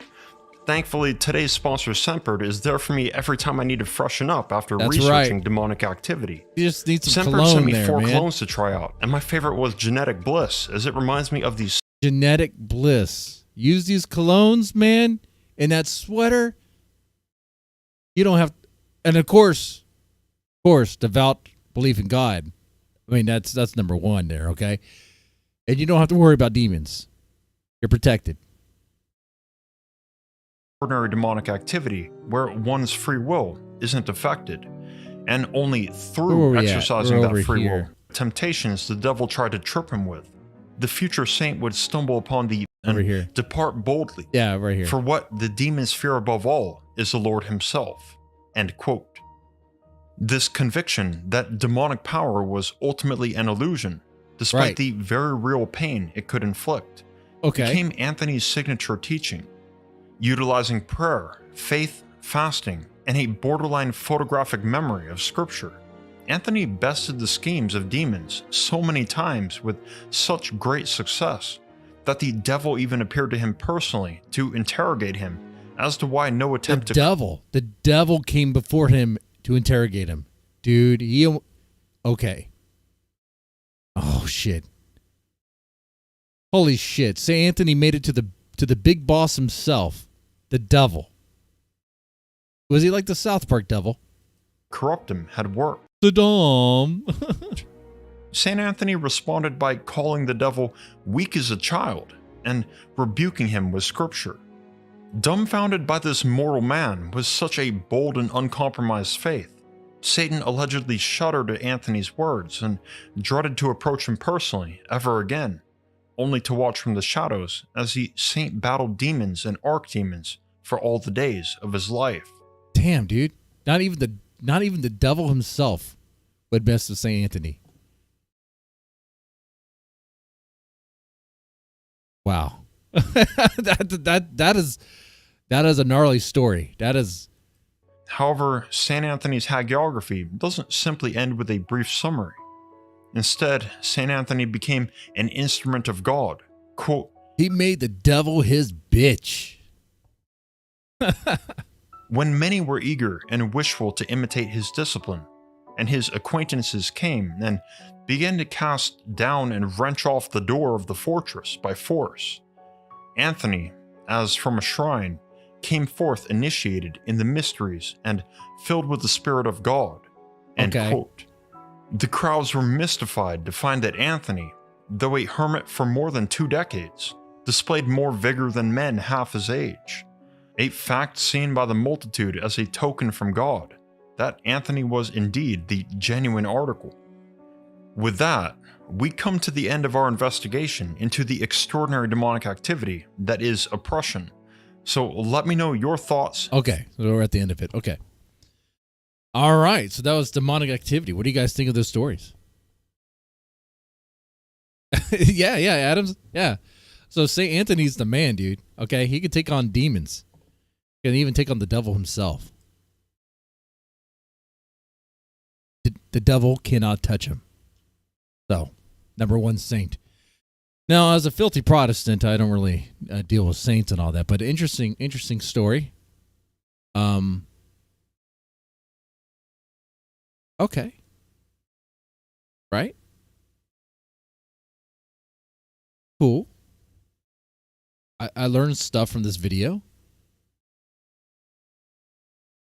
Cooking fish, specifically the heart and the lungs of a fish, and wearing a sweater, and using the cologne and devout faith in God. Those things will protect you from demons. I wish I had known that earlier in my life. But here we are. Well, that brings us to the end here of this stream, and I want to just say thanks for everyone who's watching still. Mackenzie and Adams, I see you guys are still active in the chat there. Thank you all so much for hanging out. I know we watched the Thorps. That's kind of like the end days for them. I know their content that they're releasing is kind of scraping the bottom. So I'm scraping the bottom, which is not good.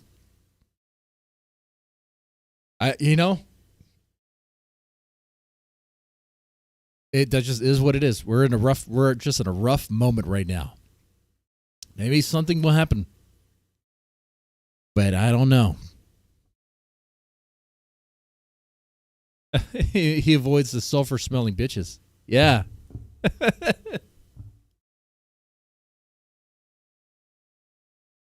All right. Well, with that said, y'all know what I'm going to say. I'll take it easy. Or no, y'all have a good one, and y'all take it easy.